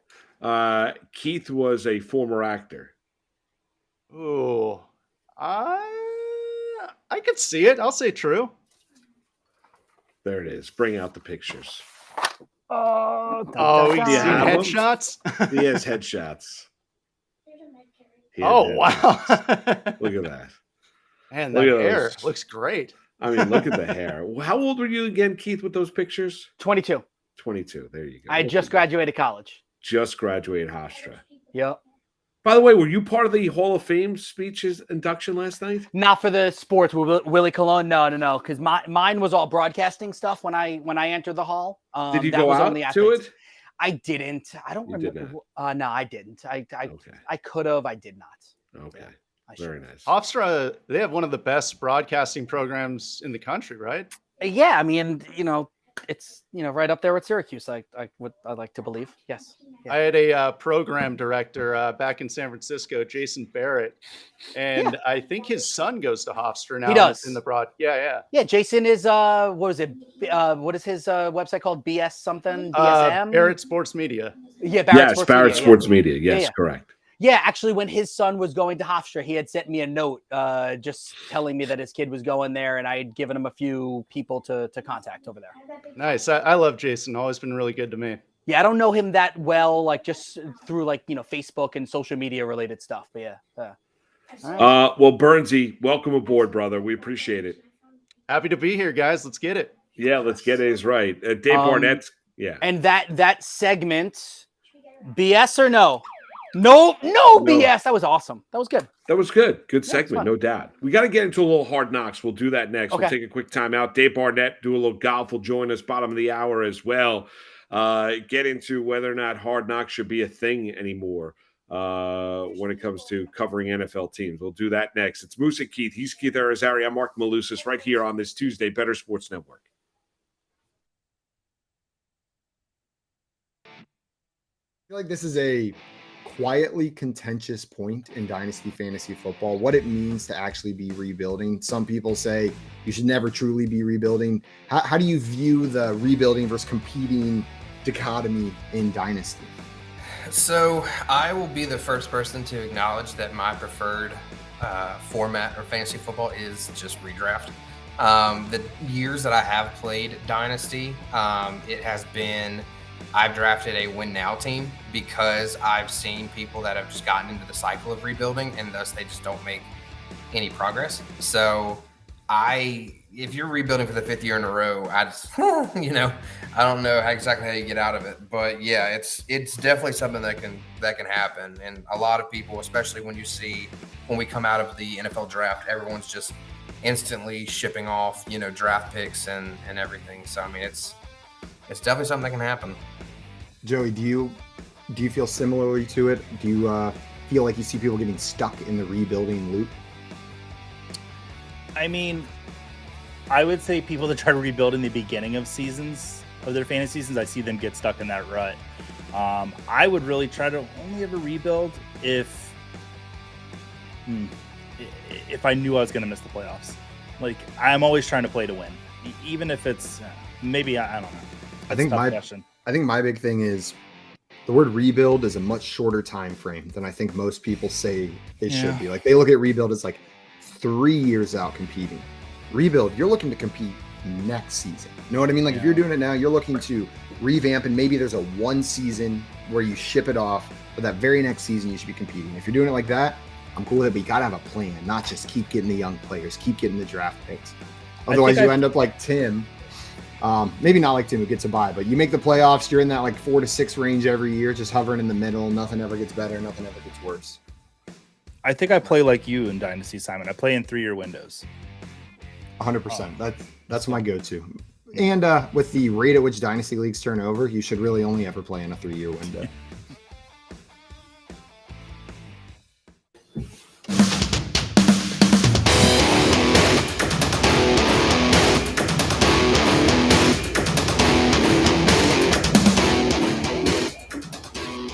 All right, Moose and Keith with you here on this Tuesday on the Better Sports Network. And report yesterday coming out around the New York Jets here before we welcome Barnett aboard and talk a little bit of golf and get his golf bets in, or get his golf bet talk conversation in, Keith, is that that the Jets are one of the teams that are one of four.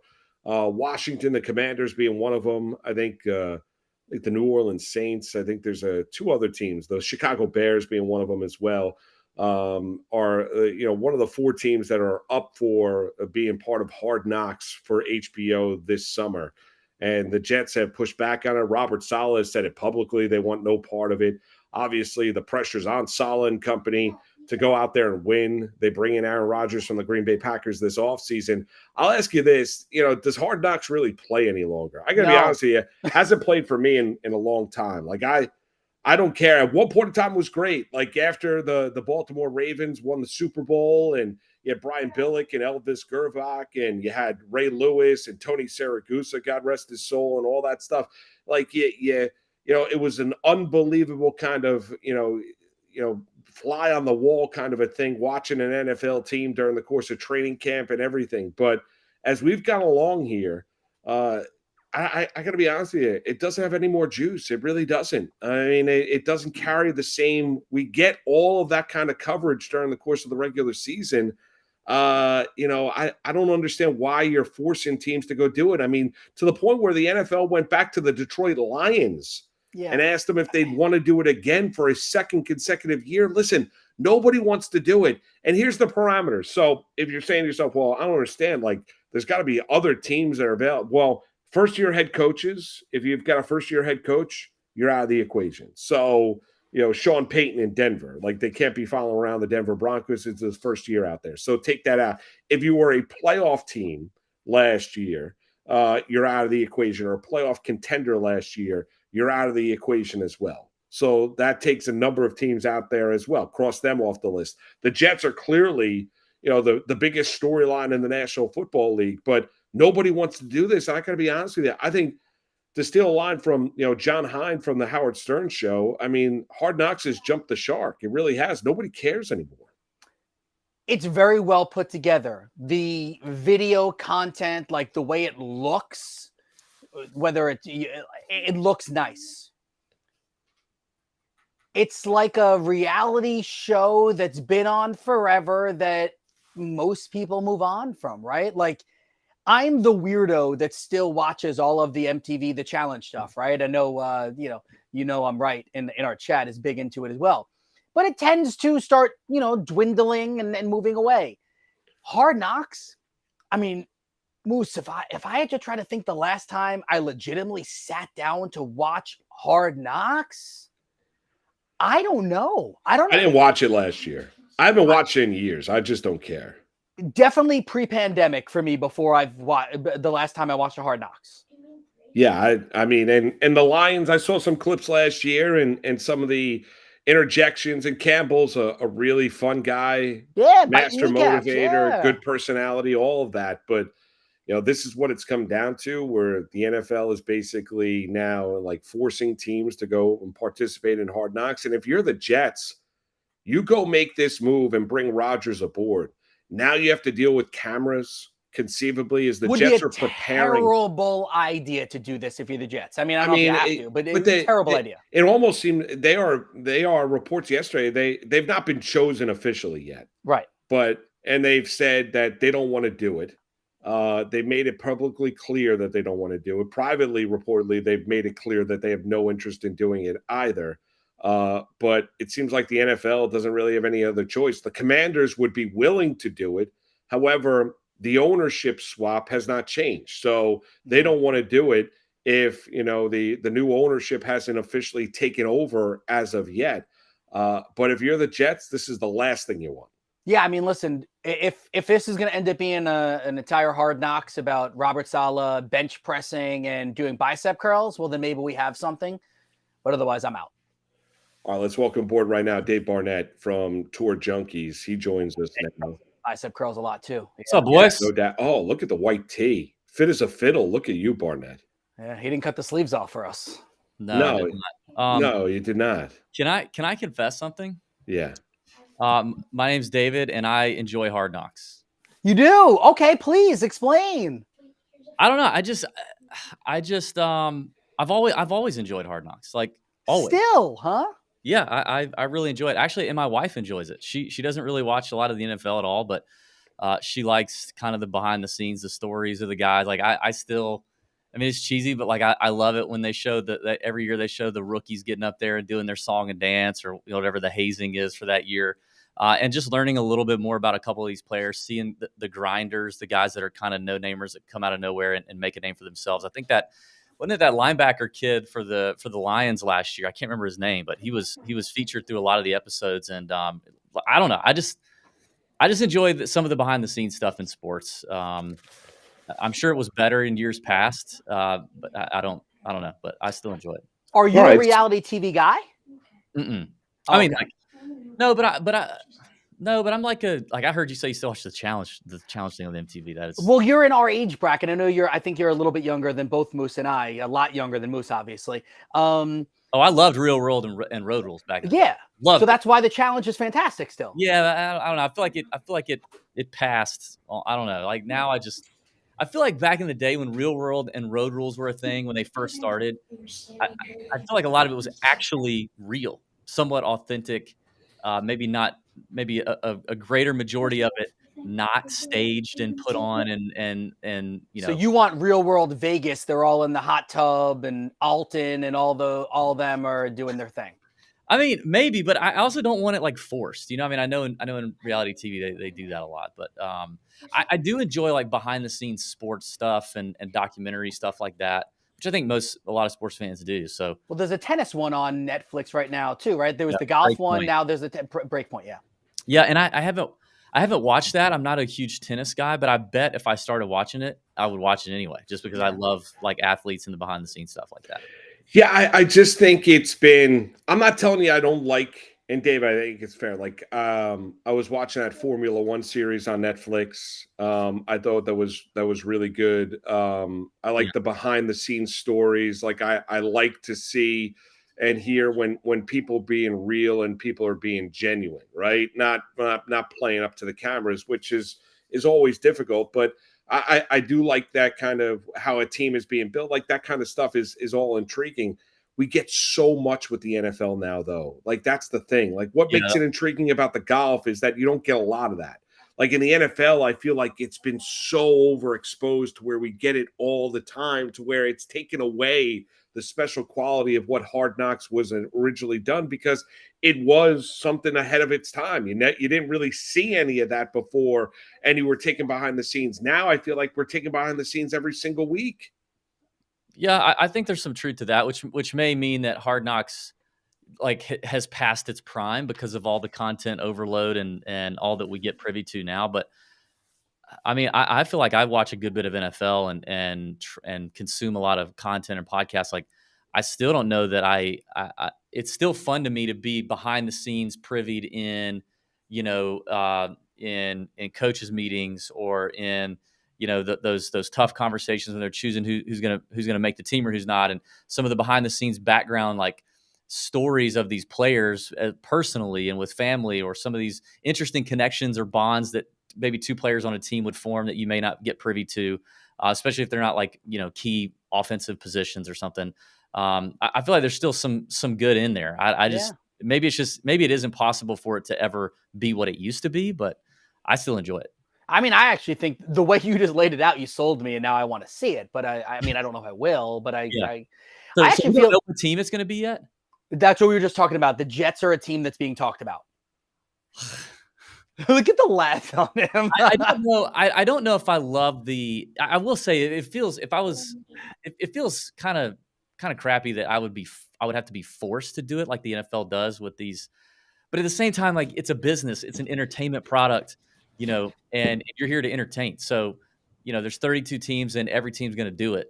And if you've been able to sit it out to this point, like that may not go on very, very far, very much longer, but it is tough to feel like you're being made to let these cameras in. Well, yeah, I mean, think about it. Think about like reality TV, right? Like if you either want to be on camera more or don't want to be on camera, there's always ways to do it, right? So like if Yeah. you were being made to do this, I mean, you could walk around not wearing clothes, and at some point they would stop videoing you.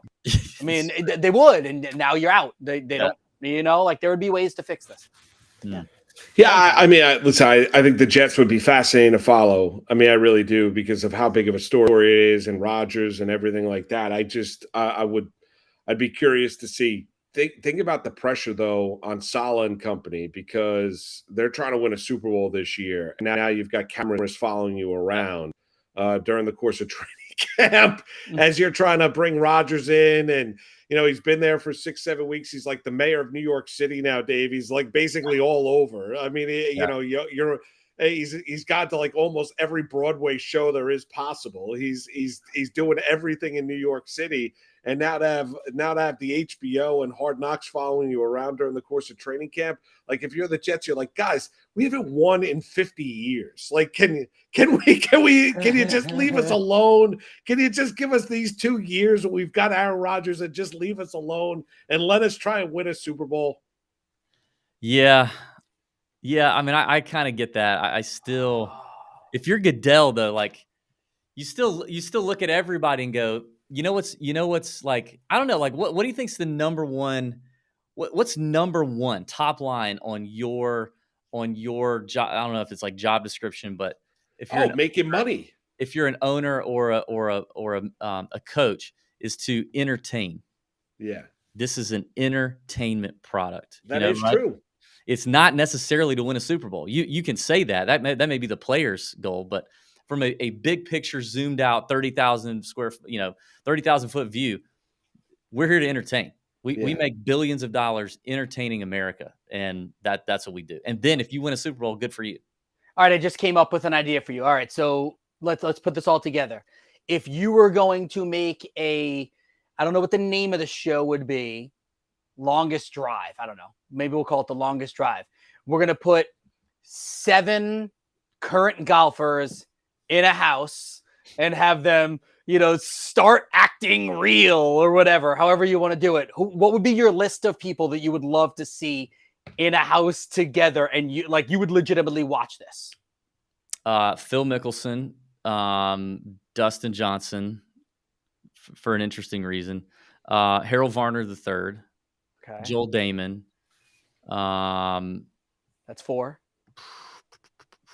I think Victor Hovland would be interesting. I know some like guys. you wouldn't go with a big name like Tiger. He wouldn't help this. He wouldn't do anything for you. Again, this is assuming that like you're in charge of everything. You could put anybody you want. Yeah. So I mean, I guess like because he would say no. We know that, but I'm just saying like if I guess you put Tiger in there. I would not put. There's not a whole lot at the top of the world golf ranking that I really. Who's your instigator? You need someone that's going to be an instigator. That's Phil. Okay. Phil all day. Harold Varner's kind of a class clown, not maybe an instigator at times, but also just kind of a fun-loving, guy that most people are going to love, but he might rub some the wrong way. And I know DJ's not single, but if he was, he would be the ladies' man, I guess. Like, because you need like a ladies' man in the house too. Yeah, but also he's like the cool guy, but he's also kind of a big dumb animal. So I think he gives other guys material. Like he gives Phil things to do that, like subtle jabs or jokes that maybe DJ would not pick up on, but everybody else in the room would pick up on. That would be entertaining. He'd be Brad. I think Brad was from San Diego. There was so really good DJ Brad, is like basically. I've never met him in my life, so like kind of like this.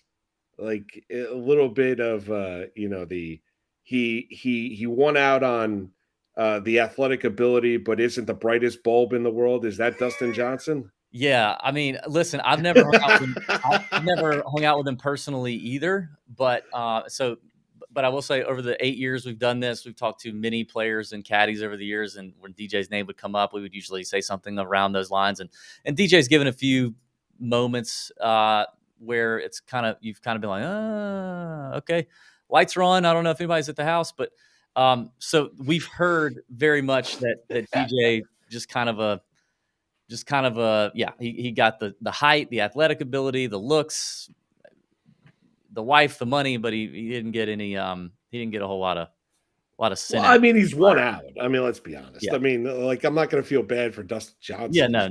He's with Paulina Gretzky. I mean, right. I saw pictures this past weekend of her swinging the golf club. I mean, it's just. What'd you think? What'd you think of her form? I didn't see not these bad, pictures. Dave. It wasn't bad. It wasn't bad. Form Moose wasn't didn't bad, send me right? the pictures. That's I don't know why. The form wasn't bad. What about you? When you're the golf expert, what do you think of her form? I haven't seen the video, Moose. I don't know. I wouldn't. Yeah, Moose doesn't share. Yeah, I would imagine. It was still shots. There were still shots. I would imagine that she has a hard time shallowing the club coming down. There's some factors that would make it difficult for her to be able to you kind of got to like get here and kind of like drop here a little bit. Kind of.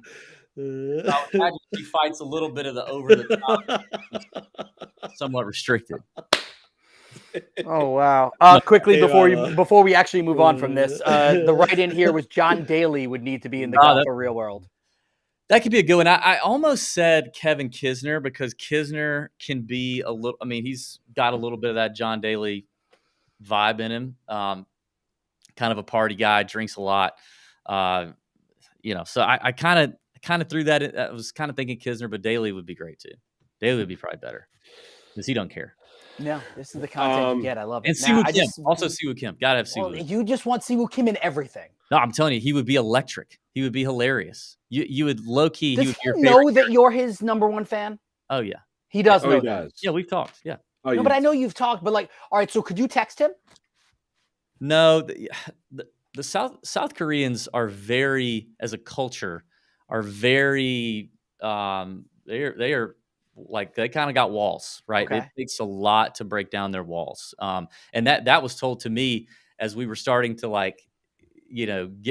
meet Siwoo. Like his former caddy was a friend of ours, American, and was like, listen, it's tough. Like you're gonna have it.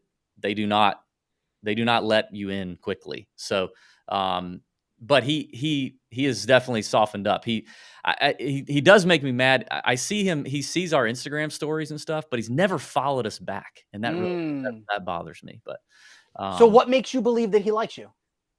Because I talk to him. Like okay. he'll come up and talk to us. I mean, he sees me. He'll recognize us on the ropes. There you go. That's important. Yeah. All right. Yeah. So I mean, I talked to him at. I didn't show you guys the picture of me and Siwoo at Augusta National this year. I don't think so. No. Oh man, I don't have it up here, but all right, next week I'll have to get it. Yeah, I mean, we talked at the practice round on Tuesday. We talk every year at the Players, and yeah, he recognizes us. He has our shirts, like of himself, his Siwoo Kim shirts. Amazing. So yeah, he likes us. He's kind of walled off to people he doesn't know super well. But who does he like better, you or Pat? So funny. Well, he's talked to me more than Pat because I'm at more events than Pat. So gotcha. he probably would say probably me, unless maybe he's more scared of me than Pat. I don't know. I gotcha. But yeah. Well, okay. So I want to ask you about the Travelers. By the way, this is the best interview in the history of television. Anyway. No, I just want to see more of the Dave. If I FaceTime you later, can I send you a picture of my swing and tell me what I need to work on? Yeah. Is Moose gonna have the same issues? Am I gonna have the same issue? I don't know, Moose. I've never seen you from the sternum down, but yeah. If you why don't you send a video to producer Brian here and just let's bring it up and we'll break it down one day. Yeah, we'll break it down one day. Maybe we'll do that next week. That would be great. Let's do it next week because next week is listen, it's the dog days of summer right here on the PGA Tour. So this week and next week you've got really minor league level fields and events, which are fun betting opportunities. Don't get me wrong. Like, I love firing on events like this because we're going bomb. We're looking for bombs, but not too many people jazzed up about handicapping it. So, maybe we can get them jazzed up about looking at your golf swing. So I actually forgot to tell both of you guys this. So I got approached, nothing set in stone yet. I might be emceeing a fundraiser type of golf event on Long Island next year, right? It's to raise money for hearing impaired. They've been doing it for a while now. It's this big, huge event all day. Like, I'm allowed to golf if I want during the day. I'll MC the thing at night. Now, well, you should golf. I don't golf. I'm not saying that I wouldn't. You should get out golf. there. It doesn't so matter. I'm gonna play those events. It doesn't matter. You don't have to be no, like Barnett or Pat. And I refuse to embarrass myself. Scratch. No, I won't embarrass myself. So I'll figure it out. But if I'm gonna golf, then I'll take some lessons or whatever before time. But that won't matter, by the way. With my athletic prowess, prowess, golfed before. 1 or 2 lessons is not going to matter. I need one. Yeah, thank you, Barnett. Thank you. DB understands. DB understands. It just dawned on me though. Yeah. Could I get if this happens? Could I get both you guys to come out to this event? Where is it? Depending on the timing. But listen, I have a dude. My appearance fees are hefty these days. And not just that, but the riders on these things, dude, the riders, I don't know. Like, if it's a charity event, I don't want to like rob from the charity event, but dude, it'd be a hell of a lot easier for you to get Moose there than me. Like, all right, Pat Perry's in. Well, no, he's in there too. Barnett's got to get his beak wet. Yeah, dude. I mean, I got to travel from, BFE to come up there to Long Island. And plus, I'm a Southerner. I'm not used to like Long Island. I mean, I need to have like security. I need to have travel arrangements, purple Skittles in a bowl. Yep. All that. So, I mean, we'll talk about it. I'm down, but Diva Dave. Yeah. I mean, that's it. Where is the event? Let me tell you the key. I got to get this out of the way because the key to analyzing a golf swing on video is a good video of the golf swing. Meaning, if you were going to, the worst thing, this happens in our Discord all the time. We have a PGA teaching professional in our Discord that gives like swing analysis and stuff on our Discord. He's hilarious too. Probably about to start doing some content with him on our YouTube channel. But it's the worst when these guys send in these videos and it's the dumbest angle you've ever seen, or the phone's on the ground, or the phone is way off here. You have to get. So there's 2 views that we need, but the best one would be down the line. So Moose, if you're standing here, right? Yeah. That probably looks different. If you're standing here, it needs to be, and you're going to take your swing and swing up. It needs to be, the camera needs to be on the path of your hand at address. So okay. Here, that camera needs to be a few feet behind on the line of your hand, not your butt, not way over here. The line of my hand. Right behind your hand. And then it needs to be zoomed out enough that I can see the ball, your feet, and the top of your hands and the club when you get to the top. Gotcha. If the video is cut off and all I can see is this, that's not going to work. So we get videos all the time, and it's the dumbest angle, or I can't see anything up here. And we're like, we can't help you. So get a good video, and then we'll look at it. All right. Well, I have my son Jackson, who's 10, shoot it. There we go. I'm sure that'll work. Tell him down the line. Hands. Down the line. I'll give him the instruction. I'll just be like, listen, Uncle Dave was like, you got to, down the line, hands. I need the top of the hands. You got to shoot it all. We got to get it right. We got to get it perfect. You guys are wanting me to be your swing instructor. Your no. To your kids, and it'd be fun. OMC golf partner at an event. I didn't say I need you to come MC. I said come hang out. It's gonna be a fun event. You just want some arm candy, Keith? That's what you want? It's essentially what I'm saying here. That's essentially what I'm saying. All right. Send me the video before, and I'll give it a thumbs up. I won't do any analysis. I'll do all the analysis live on the show. I will send you a video. I will text you. Maybe you'll respond this time. Probably not. Probably not. Just give me a thumbs up. Just pacify. I mean, I guess Moose, if you want, text pacify me a little bit that you actually got the video. I'll text it. I'll text it if you don't mind. If you don't mind, Dave. I'll do the very minimum. I'll do the very, very bare ass minimum to let you know I got your text, and I'll just do the little double tap. Right. Just don't act like you're ghosting me, or if I, that I'm asking people if I have the right number. Amazing. Okay. Call back. Those are good times. That was so good. So good. Was it that big of a victory for Keegan Bradley at the Travelers? I mean, it was a nice one, man. It's an elevated event, 3.5 whatever $2 million. So yeah, Do you agree with Rory ripping the course? Rory, I don't know. Like that it was too easy. It usually is an easier course. This is the best field I think they have ever had at that tournament, and that's kind of the tournament's identity because it's always behind the U.S. Open, and these guys, they can't have it both ways. Like I guarantee you, if the tournament was tough, if like the Memorial, which is a tough tournament, right? I think the winning score is like 9 under. If the Memorial was right after the U.S. Open, these guys would be pissing and moaning because they're like, we played the U.S. Open and it beat our brains out for 4 days, and then we had to go play the Memorial and it beat our brains out for 4 days, and it's hard, and we just want to make a birdie again. Like that's what they would be saying. But Rory's pissing and moaning about the Travelers, who says, "Hey, we know you guys just left the U.S. Open. It's firm, it's fast, it's hard. Like you're mentally exhausted. We're going to make this easy on you, and this is going to be a birdie fest. Like just throw darts, make birdies, get the crowd going, and that's their identity. It's the same identity here this week for the Rocket Mortgage, and a lot of these tournaments, run-of-the-mill PGA Tour events, are like that. But Rory's already been on the side of rolling the ball back. This USGA rollback proposal for making the ball not go as far. He's already stated his allegiance to that side of the argument, which a lot of tour pros are on the opposite side of that argument. So I think he's like using it to kind of keep pressing that, because that's going to have to be voted on here pretty soon in the next couple months. Is this an elevated event, Rocket Mortgage? No, we're no more elevated events for the year. So we're going to have this and the event next week, which is the John Deere, which is going to be rough. Like I said, these two fields, not good.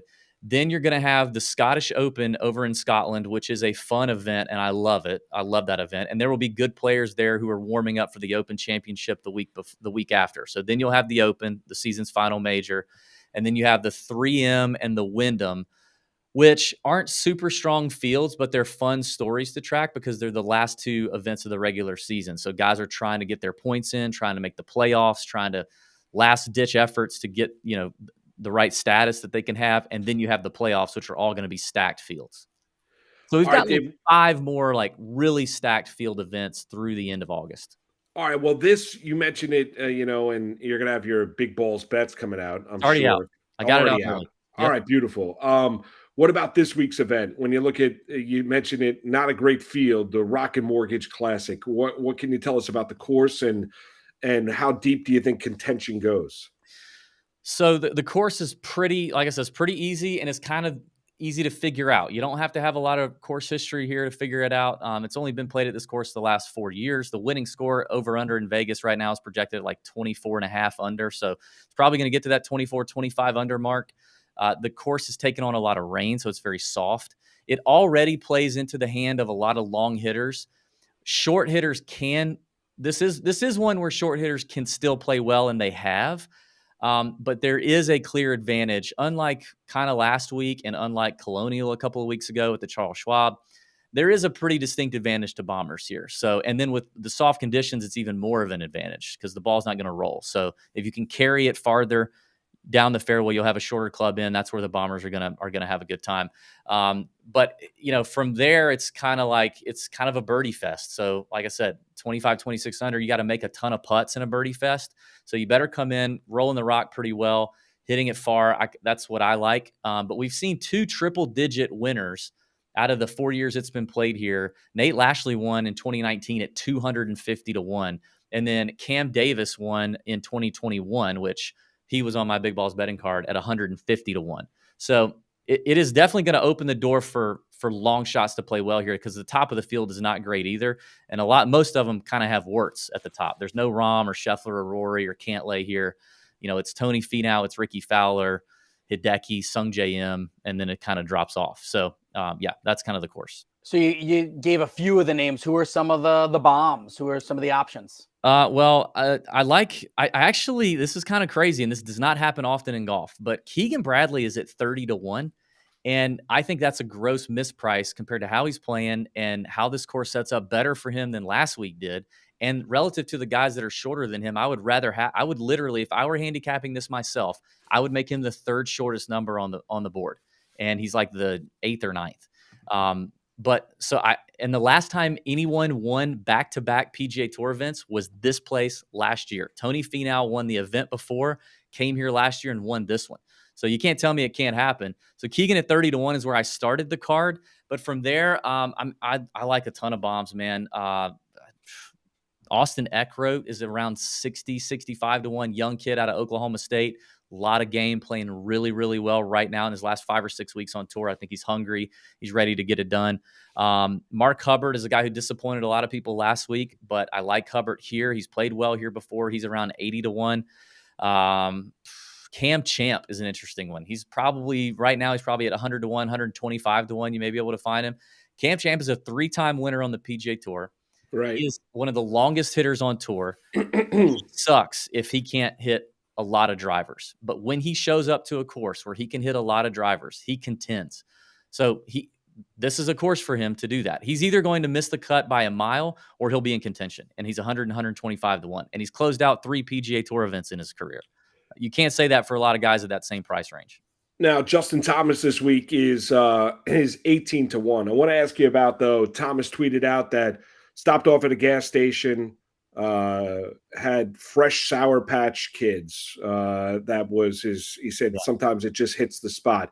Dave, if you're stopping off at a gas station on a long drive and you're going for candy, what kind of candy is Dave Barnett going for?